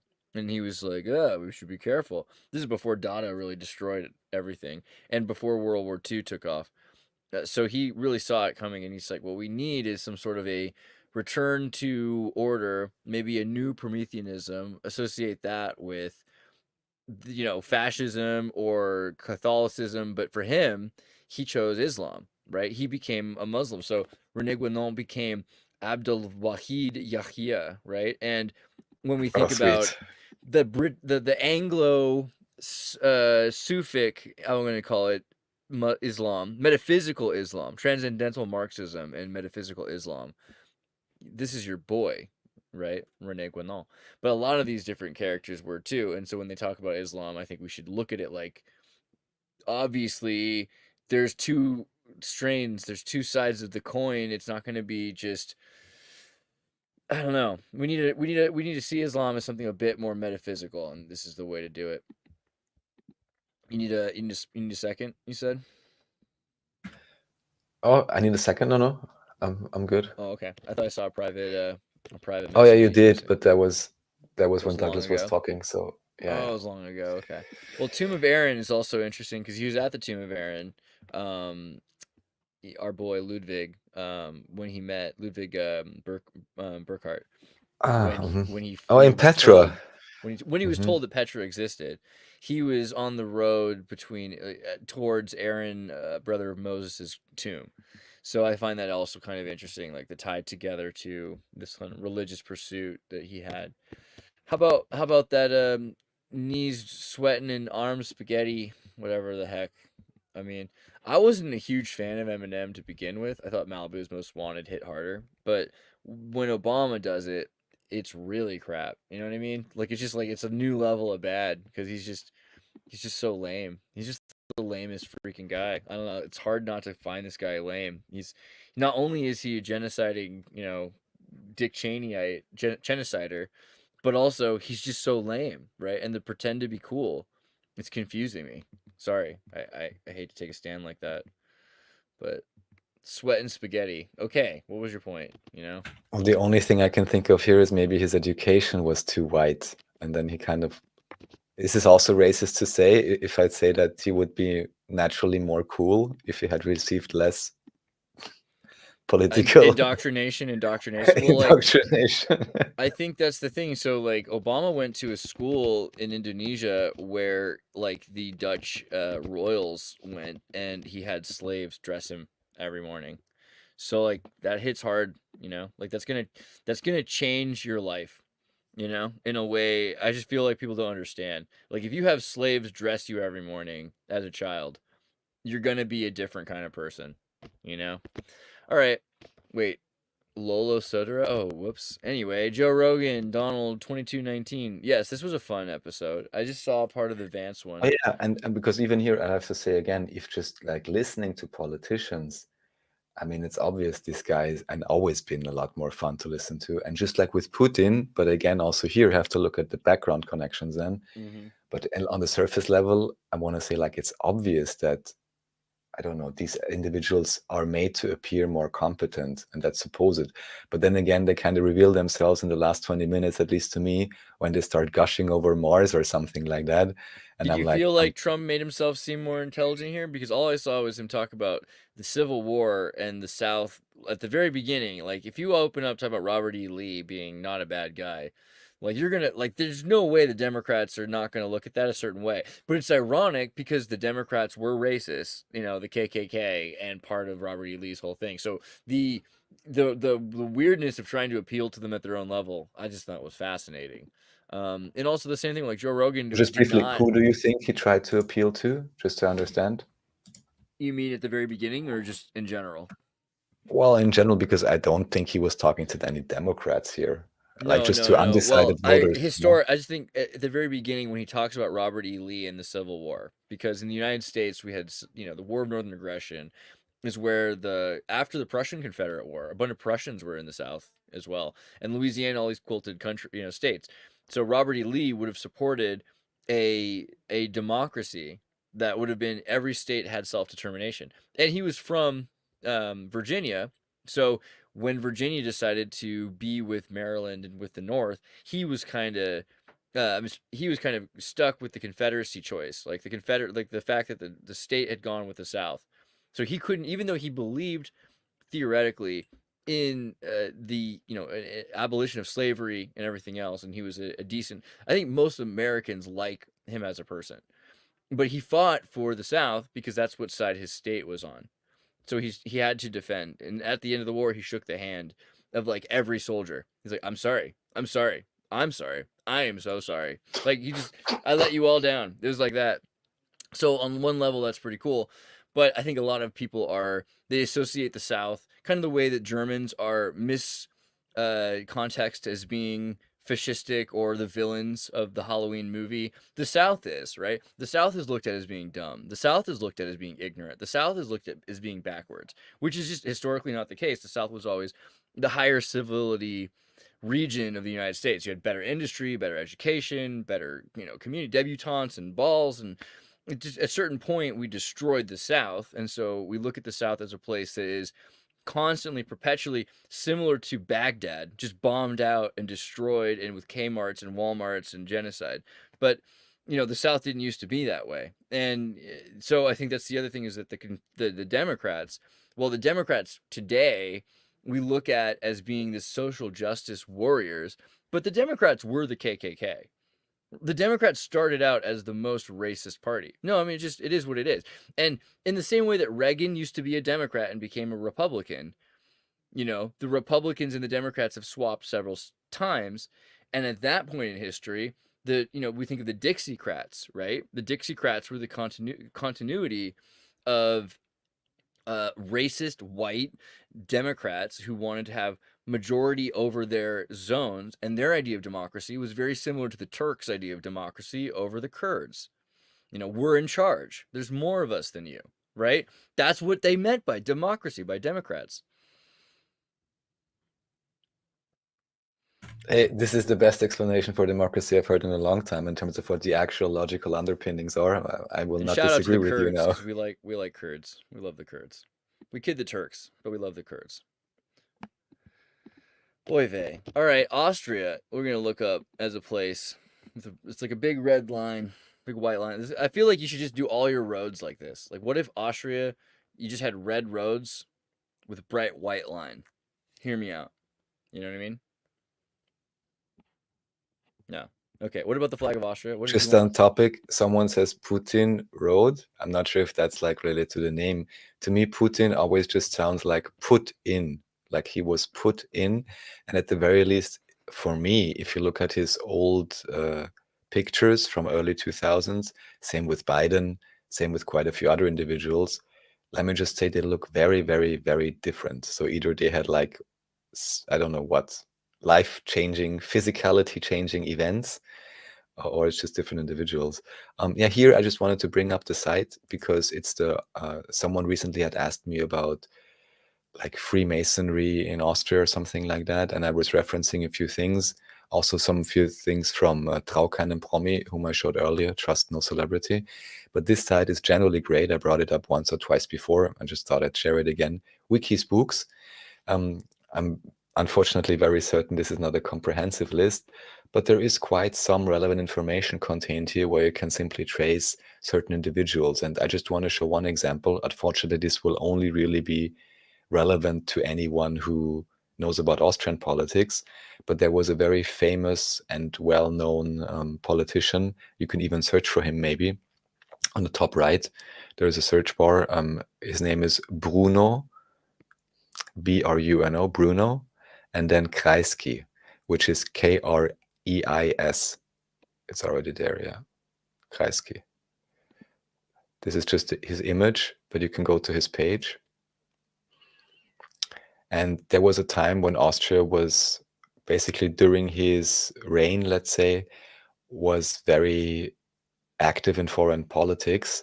And it's kind of funny to me that today in Austria, and politicians are trash, let's say, and they have no say in foreign anything, and most are laughing at the Austrian government by now, I would say. So have very little credibility or anything like that. But there was this time when, oh, we were so important. We had this great chancellor, Bruno Kreisky, and he made lots of debts and all kinds of other things, but he was well liked. I may well imagine he did some things which were potentially good for Austria. I haven't looked in his track record in detail. But then I just saw another comment which basically said one of his closest consigliere or something was longtime Bilderberg steering committee member. And then, of course, what comes to my mind is that it's not only because you have a certain personality in office that maybe just, is a great diplomat or something like that, but it may just well be that they have very close and proper connections to certain organizations, whereas, of course, through those back channels, then in the public perception of foreign policy, you may suddenly appear to be the greatest grandmaster simply because you are in the right few meetings and events and have some few proper telephone numbers that simply make it a completely different ballgame, whether it's you who is the president of Austria, which is a maximum 8 million population area. You can also be the president of Austria again 5 years later, but if you have the proper telephone book and the proper connections, suddenly your foreign policy will be very relevant and heralded. And 30 years later, 40 years later, people will still talk about it in the like mystified sense, I want to say, because Right. even the commentators you have, they don't look at stuff like that. They don't even consider that. They really just buy hook, line, and sinker the mainstream story. Oh, so great. But that maybe he was so great because of his telephone book, just, to put it mildly, is never even spoken about. I'm sure you can find many different examples here for America and other places as well. This is pretty But yeah, practical, though. I didn't realize how much Wikispooks had on the Bilderberg meetings, and that's really practical to know what sort of like. 'Cause every year, if you go back, especially to the '70s, and you start to look at the industrial powers building and shaping the G10 summits, really, it all starts here. The collapse of the Soviet order and the beginning of the new corporatist East, right? Because out of the Soviet corporatist East, you get like Asia and all the money in Singapore and the hundreds of billions of dollars that were stolen from the Malaysian and the Singapore stock exchange, right? By the Scottish bankers, which, that's there's a few conspiracies surrounding, I believe, Filipino gold or something, and Yeah. there's quite a few stories. The Philippines is a big one because of, it's named after King Philip, who shut down the Knights Templar. And so the Knights Templar and the Freemasons have a thing about that. And, so there's a lot to the Philippines. It's also a perfect place to be. It's a perfect place to have ports, right? If you think about like the Barbary Coast, this is the Philippines are the new Barbary Coast for sure. But what So I about your just lady want here, to, though? Oh yeah, go ahead. Sorry. What are you saying? yes, no, just want to read the comment. Unfortunately, I can't read your name because I really don't read Cyrillic. So yes, in Russian, put means road. That's great to know. And then what I also like, the next comment, in bird language, also now I'm speaking bird language, that's great. It's put in, yes. And then it says the real name of Putin is Shelomov. Can't get better than that. I never heard that name. I never looked it up. Have you heard about this? Shelomov? As Putin's name. I don't think so. I don't know about Shalimov. But I'm not exactly surprised that Vladimirovich is a artist name, let's say, actor name. Interesting. Okay. Putin's parents, Vera Putina. I'll have to go dig into this a bit about the Shalimov thing. Tell me more about that. Nay, Shalimova. Yeah, Shalimova, right? His mother's maiden name. I do know that his mother. We go into that at some point. His mom seems kind of like a really interesting story. But what I agree with Raph. Who knows who is anyone after 20 years, right? Not really, because you could say, yeah, it's just some, how they call it, artistic surgery and so on. But with some people, it becomes increasingly unlikely. And Putin is one of those examples.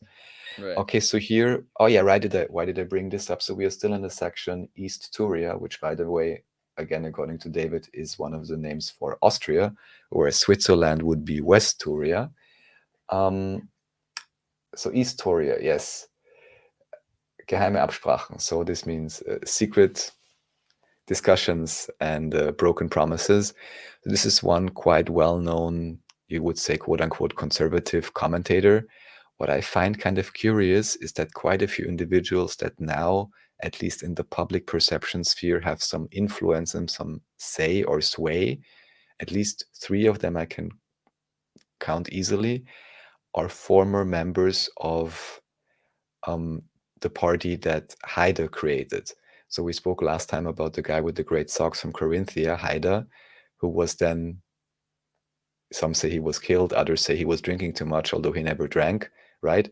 And shortly before his demise, a few years prior, he actually created a split-off party from the Freedom Party. And quite a few individuals then joined him because I guess they were just loyal to him as a personality or a politician. And then when that went under a few years later, and all the voter potential got reabsorbed into the Freedom Party, quite a few of this Haida party then emerged, let's say, as political pundits, or how do you call it, or like talking heads and so on, with overall, even though understandably they are lacking in certain perspectives, seem to be some of those with the most, at least apparent, most honest interest in, I'm not sure how to say it, some kind of preservation of culture in Europe, or even some kind of basic logic. And again, I'm mentioning this with the caveat, then even here you have to look at background connections. Quite a few of them, I want to say, are highly pro-Israel, for example. That's another strange thing that happened recently and also relates back to the AfD in Germany, where oftentimes it is being said that, oh, basically you are fascist and whatever else, or you are like, what is a different word to say except Nazi, but whatever, they're being called Nazis and whatever else, or portrayed in that fashion. But at the same time, often these political parties, both in Austria and Germany, actually have very tight relations to Israel, and sometimes even maybe at least to the party of Netanyahu. Of course, it's been the government party for a long time, but also just consider this is the nationalist axis. So it's also understandable how here on that nationalist idea level, they very much relate to each other. And of course, in most often cases, the anti-Semitism, defamation is usually unwarranted and just used for media hype, but slowly, no one's curious about that anymore. Anyhow, you have this guy who is one of these former, let's say, Haider party guys.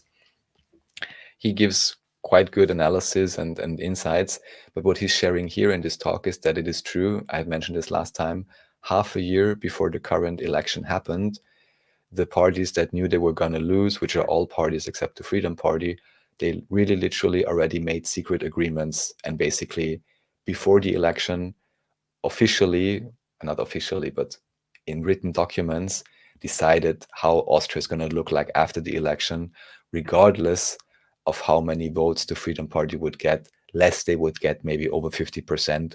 But since that was expected to be very unlikely, so much in terms of conspiracy and so much in terms of how much does your vote really count. And the crazy fun thing is, this is a quite well-known pundit, and he's mentioned this on public television, at least on the private television, which maybe not so many people watch, but still it has quite some reach.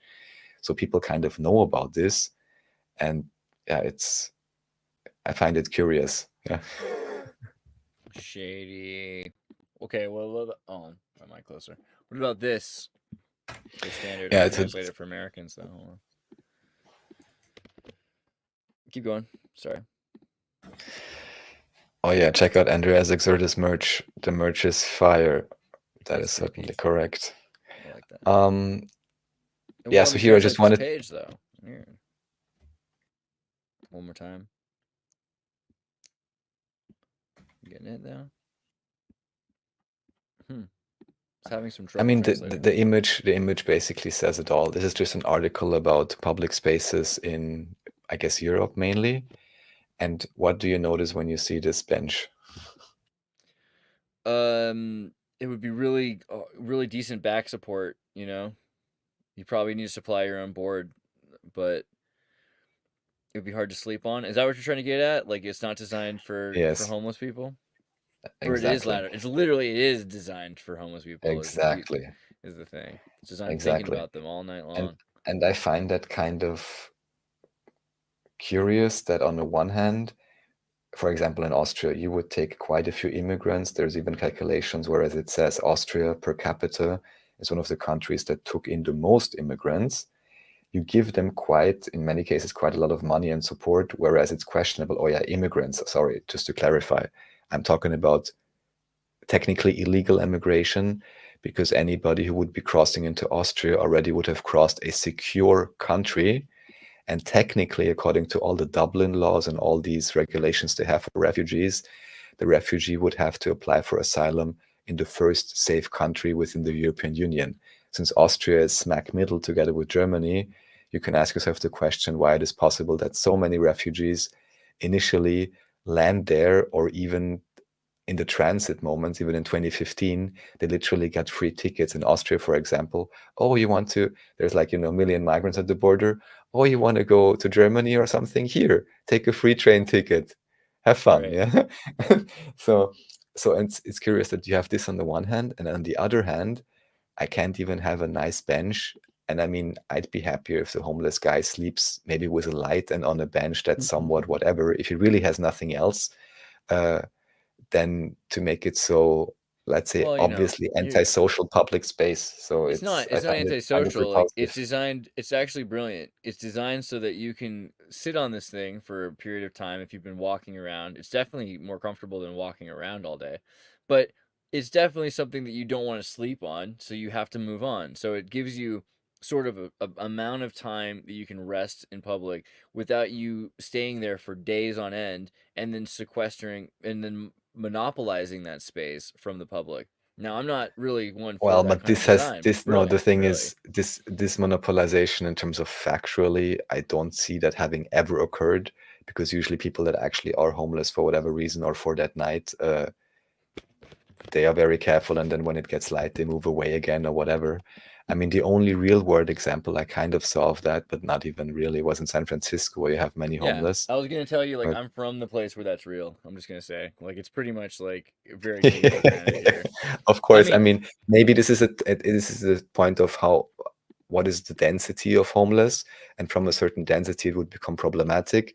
But I would prefer to have a nice bench anyone could sleep on, and the density of actual homeless just being so low that it's really not a concern. But dude, I wish I yeah, could find the one that I'm thinking of, but there was a dude in Santa Cruz who dug a hole in the park and they found his home. It was an underground, like cave, basically. It was amazing. I can't find it now. But basically, like they went, oh, where is it, dude? Um, underground digs underground home. Yeah, I think it's like this or something like that.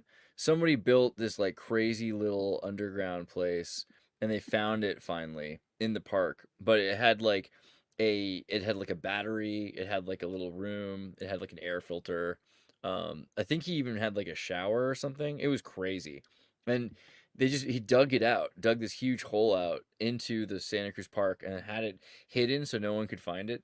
I feel like on one hand that's pretty cool, but also like you can see how it could be dangerous because if there's an earthquake and he dies in there, no one finds him. But I guess that's his calling. I mean, if he wants to do that, there's well, also New York maybe City like that's that. why all these underground tunnels that go from, you know, as we said, Moscow to Berlin to Paris, and probably even through the water to America, or at least within America, we should just excavate and open up all these tunnels again. And either the hybrid lizards are going to come out and really take over the world, or we have a lots of space, for double the population.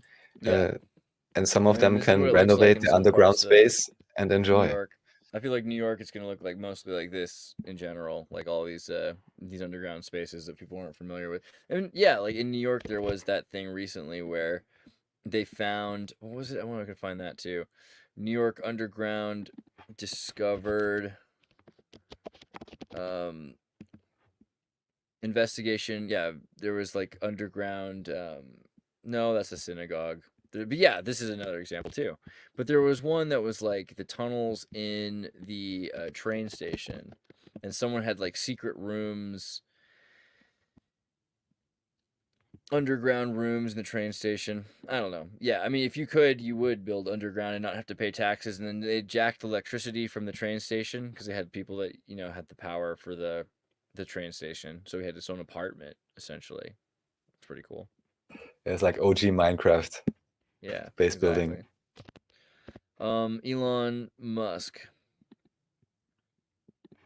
Oh yeah, and here I just brought this up for fun, but just because we actually here have a technical crossover between America and Austria.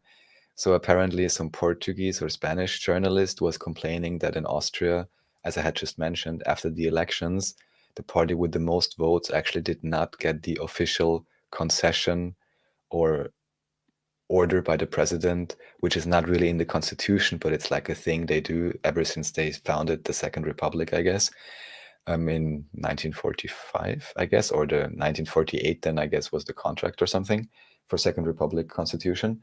But anyhow, 42. it was always usual that the strongest party gets this type of a, how do you call it? It's not a contract. It's like an order, or it's like a job, a task, right?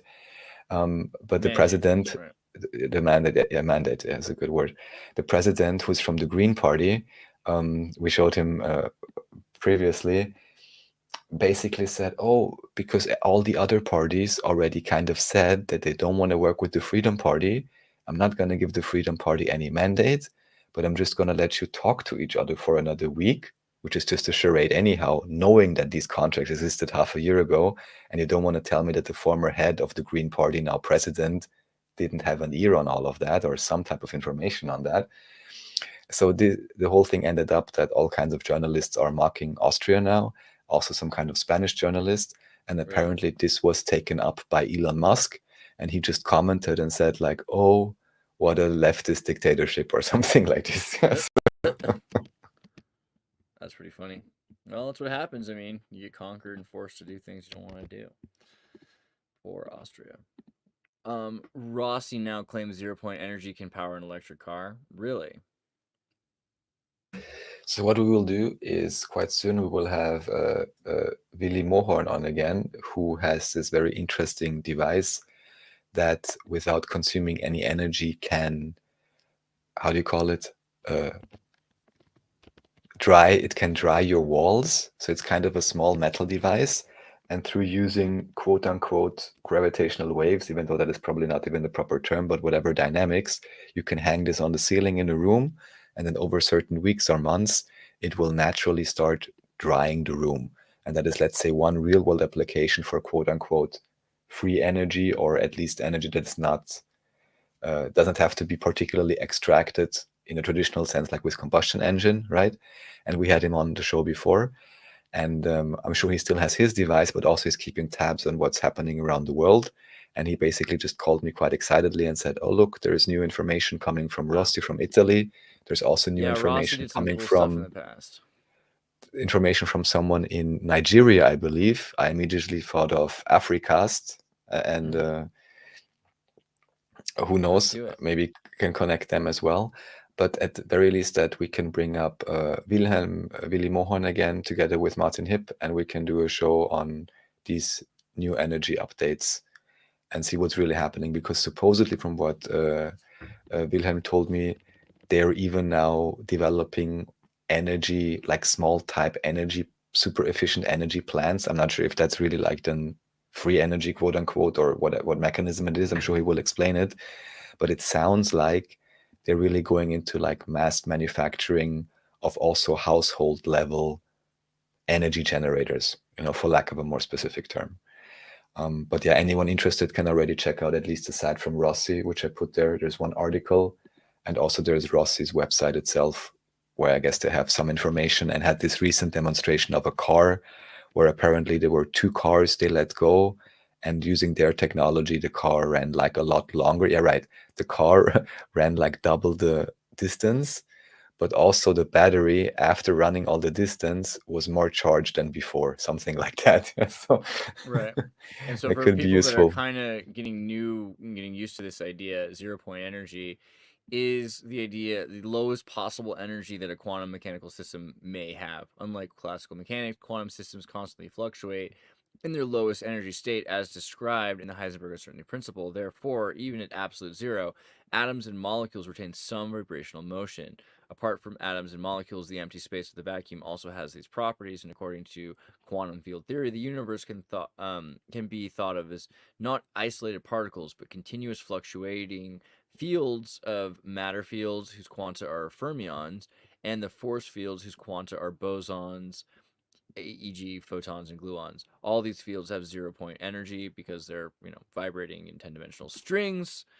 So then we can just figure out how to float on that. And that's where we're at. We're basically at that point. Someone's probably done that before, and someone's about to do that again, but we're in the middle. We're in the tightrope of that moment. Someone's probably done that before. So what I want to bring up, I guess, talking about Elon Musk. Anyone else noticed Musk replaced word humanity with civilization? Question mark technocrat. As I brought up before, Elon Musk's grandfather was the head for Technocracy Incorporated Canada chapter. And of course, we have technocracy movement, always good to bring up.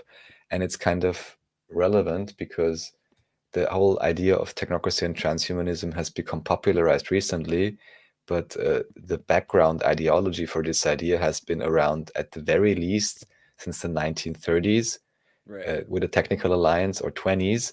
And then literally you simply have, it's like Musk is just fulfilling his grandfather's mission or whatever, which I Yeah, I guess is feel quite like some family loyalty or whatever. But yeah. well, I really want to read Werner von Braun's book because that's one of the things I still haven't done. But I know he wrote that science fiction story where Elon is in charge of Mars, right? So it'd be worth probably reading Werner von Braun's freaking book, I would think. Everybody, not just me. Indeed. All right, well, 0-point energy. We're about to be there. Rossi's cool. Gearboxes. What about ultimate energy of the future? Is this And part of this? this is Willy Mohan's site. We Yeah. had him on, and he'll come on again. Oh yeah. And he can give us all the references. But here, I guess he's just collecting. This can be a good site for anyone to check out, just to see like updates, because he's reposting stuff from different areas of the world, Right. different information. Yeah, my German and Austrian friends, please check out this website. Learn about these things. Connect with these strange, interesting Prussians. All right, well, Shelamov. Wait, that was because of Putin. Thank you very much for the Shelamov connection to Putin, his mother's maiden name. And then I guess we have some Earth-shaped stuff. Might as well. Oh yeah, right. We have one more section. Yeah, somehow we wait to the end. So yeah, the first thing is this I really want to understand, because look at even the first frame, maybe he shows his profile picture. Yeah, first frame of whatever this is. Yes. First frame. What do you see? The microplastic glitter, the eye of Logan Paul, the singular eye of Logan Exactly. Paul. Okay. So this is a guy that apparently collaborates with Logan Paul. I had never even really heard of these guys until the whole, Prime, Lunchley, whatever, disaster, moldy, whatever occurred. But this is not about that. What I'm curious about here, why is this guy, who apparently only a year ago, he has the videos on his channel, he was hanging out with Logan Paul. And here, if I understand this correctly, he's basically proselytizing about the firmament in association with the Bible. And he's basically telling people, look, if you're Christian or something, you can't not possibly believe in this. So yeah, so he's saying that this is a correct or better model or whatever.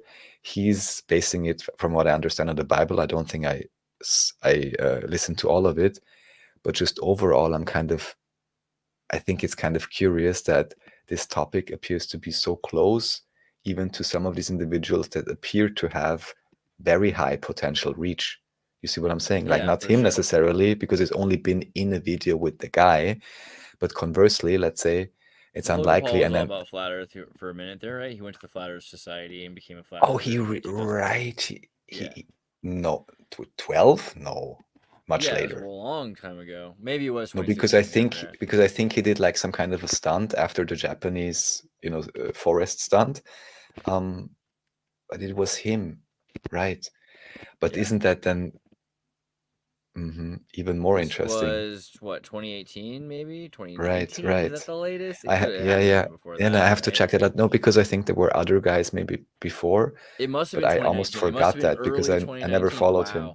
I thought it was like 7 years earlier than this that it was coming up. But I think I'm mixing it up with the earlier. There was another flat Earth thing that happened in 2012 that people were getting obsessed with it. I think that was one of the earlier iterations. There's a Flat Earth Society thing, then there's a Flat Earth conference in 2012. Then there was the Logan Paul Renaissance. I really think Logan Paul popularized it on a level that people need to respect.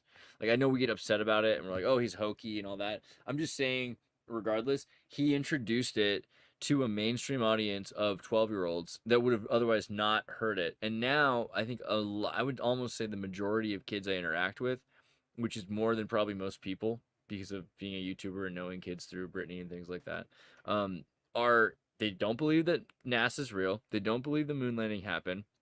They basically are flat earthers naturally. And, then there's the religious aspect, like you just said, which is interesting, that there's something tied this Promethean religious futurism of the singularity back to the origin of reality being mechanistic. So it makes sense on a religious scale that everything they're talking about is lining up with this model as well, right? Having said that, space, aliens, demons, all that other stuff, I don't know what kids think about that now, because that was such an important part of our upbringing, like the Independence Day movie stuff. Oh And yeah, for sure. I think that they're probably more open to that than ever, because they're like, well, distance doesn't exist, so there's no outer space. It's just like, frequencies of space. But yeah, we'll have to see where that goes. Flat earthers Density, everywhere, bro. waters above and waters below, right? This guy, for the love of God. All right, what So about go back to there is you? one last thing, just because it matches. Oh yeah, we still have a few more. I sent you one more in private chat. Okay, my boy. So here, oh yeah, and this one is just fun because it's Alex Jones. It's always fun because it's Alex Jones. All he does is just make things more fun. Wow. And because it's Neon Genesis Evangelion, and here we can even play this if you want for fun. In 1 minute, he's explaining the plot of Neon Genesis Evangelion at the Joe Rogan podcast. Wait. I'll have to go back for a second. Hold on. Oh yeah, no, I'm sorry.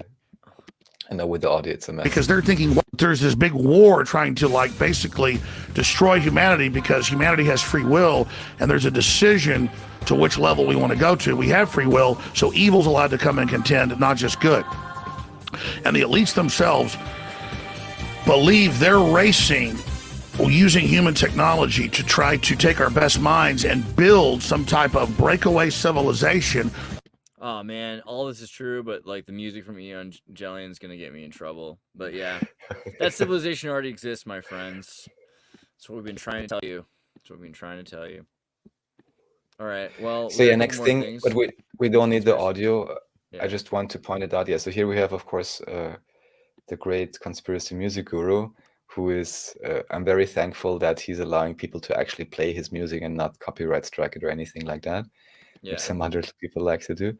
Now you've switched forward to something that I don't think I had put up. Oh, weird. It must have just because it was like right after the song. It jumped ahead. There we go. So basically here, because now there will be this so-called final experiment in December, and people will go to Antarctica and most likely observe a 24-hour sun, which supposedly on certain, how do you call it, AE maps, so flat, or how do you call it, equidistant, azimuthal equidistant? Yeah, something along those lines, would supposedly not be possible. But here, that's why I can recommend everyone to check this out who's interested in these talks.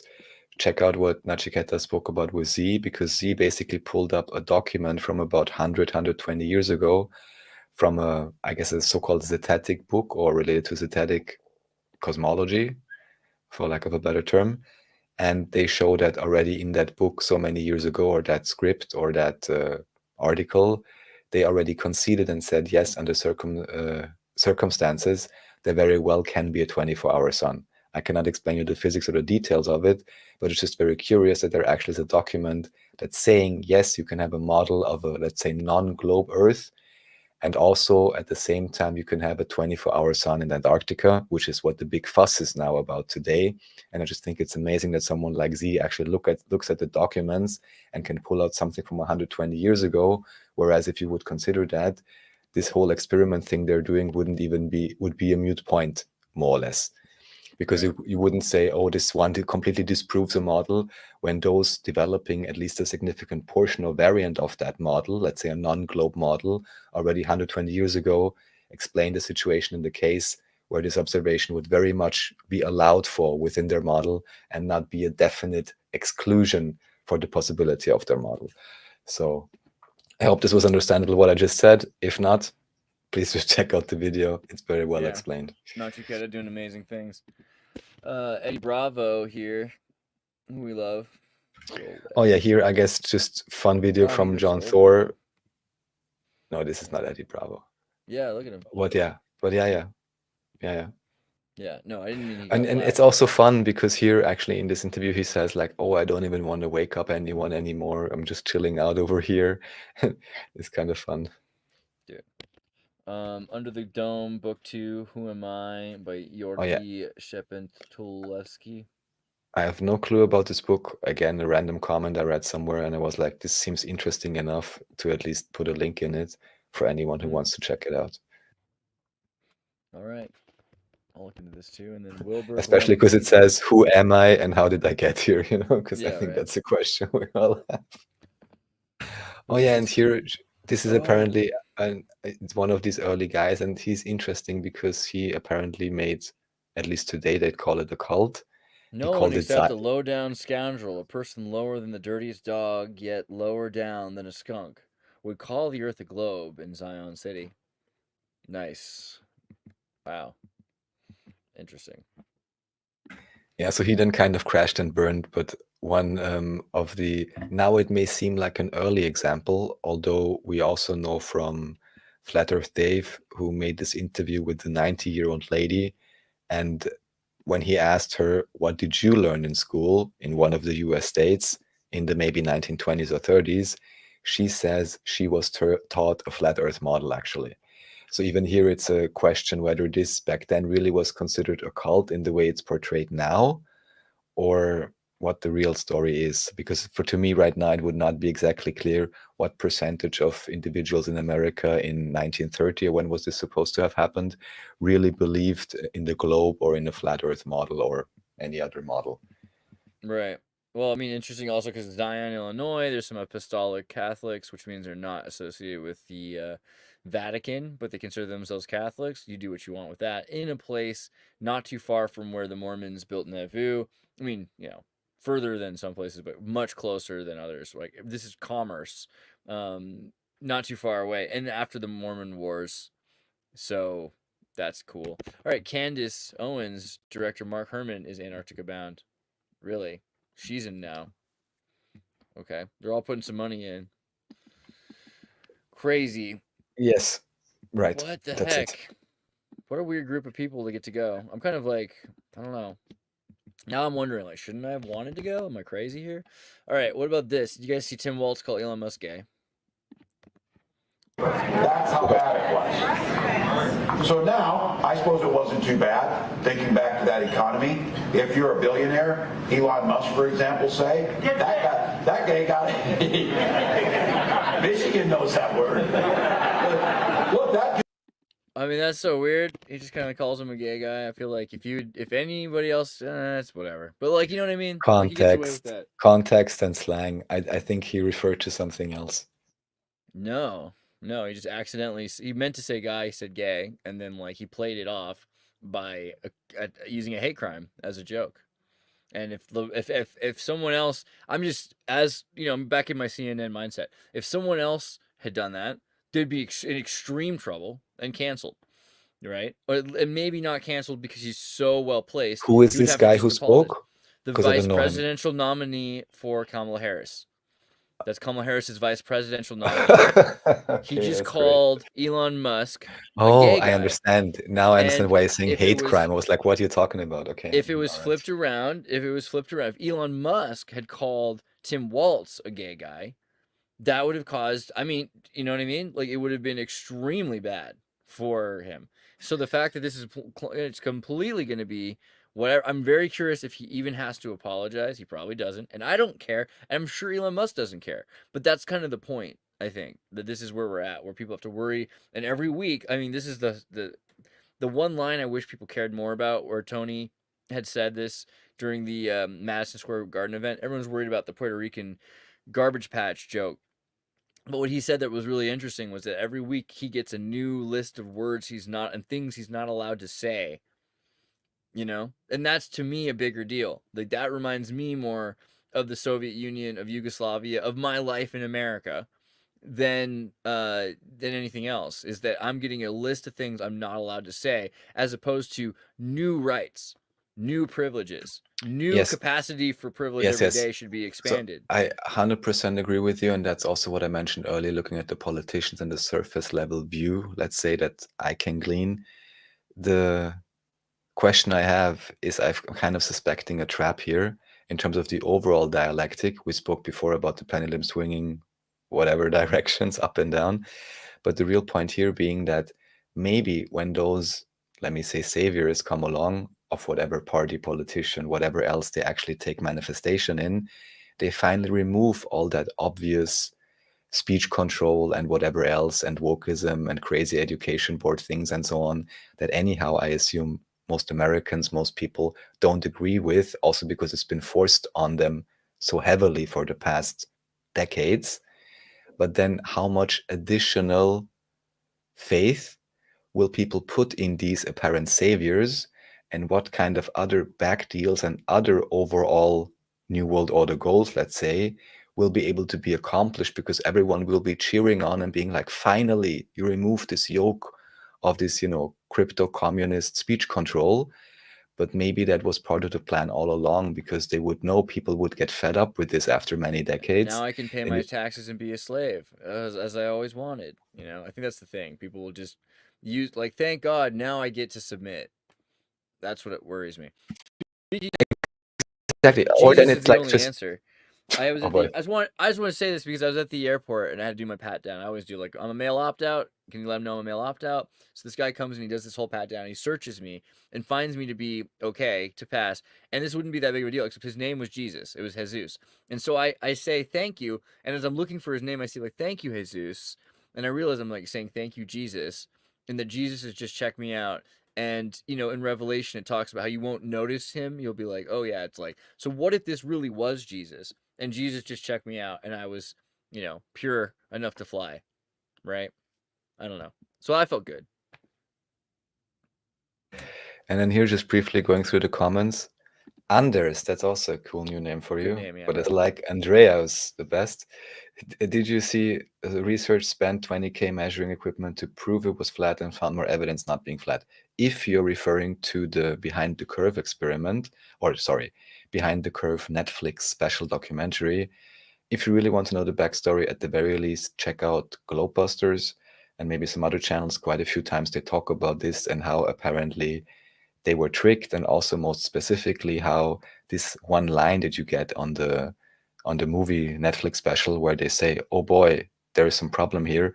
There's quite some context to this, even things that were said immediately before and after that, which conveniently were cut out from the documentary just to make it an extreme hit piece. And the findings they did, from what I understand, 15 degrees of, I don't know the proper word. It's a relevant data point at the very least. But this is the thing, and that's also why I kept harping on the final experiment for the whole year, is because it looks like, maybe it's different, but it really looks like whatever they're going to do in Antarctica now will be the stage setup for another heavy hit piece, which will not encourage further discussion and just laying out all of the facts. Everyone can decide for themselves what model they want to adopt or believe in, if they want to believe or think is more credible, but rather just to create a completely one-sided hit piece, just like Behind the Curve was. And up to today, when I talk to anyone about this, this is something that comes up because people have kind of seen the Netflix special about this, but that's then usually already the entire extent of the information they have, which I would consider is not sufficient to properly form an opinion on that quite extensive topic. That was my speech for today. Thank you very much, Andreas. That wasn't bad at all.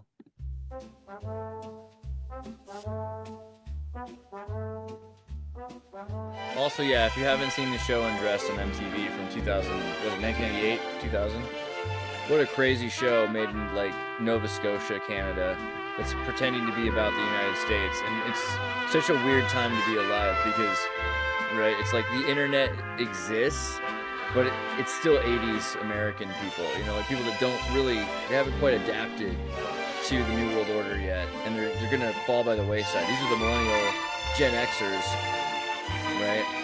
Undressed on MTV. Beautiful show. This was a Neuropa episode with Raph. Thank you, Raph, for being here. I want to make sure we can find your links. Thanks everyone for joining. If you're interested, check out the links. Make up your own mind. Share your research with us. Mency.at. Fluorescent Metrokosmos.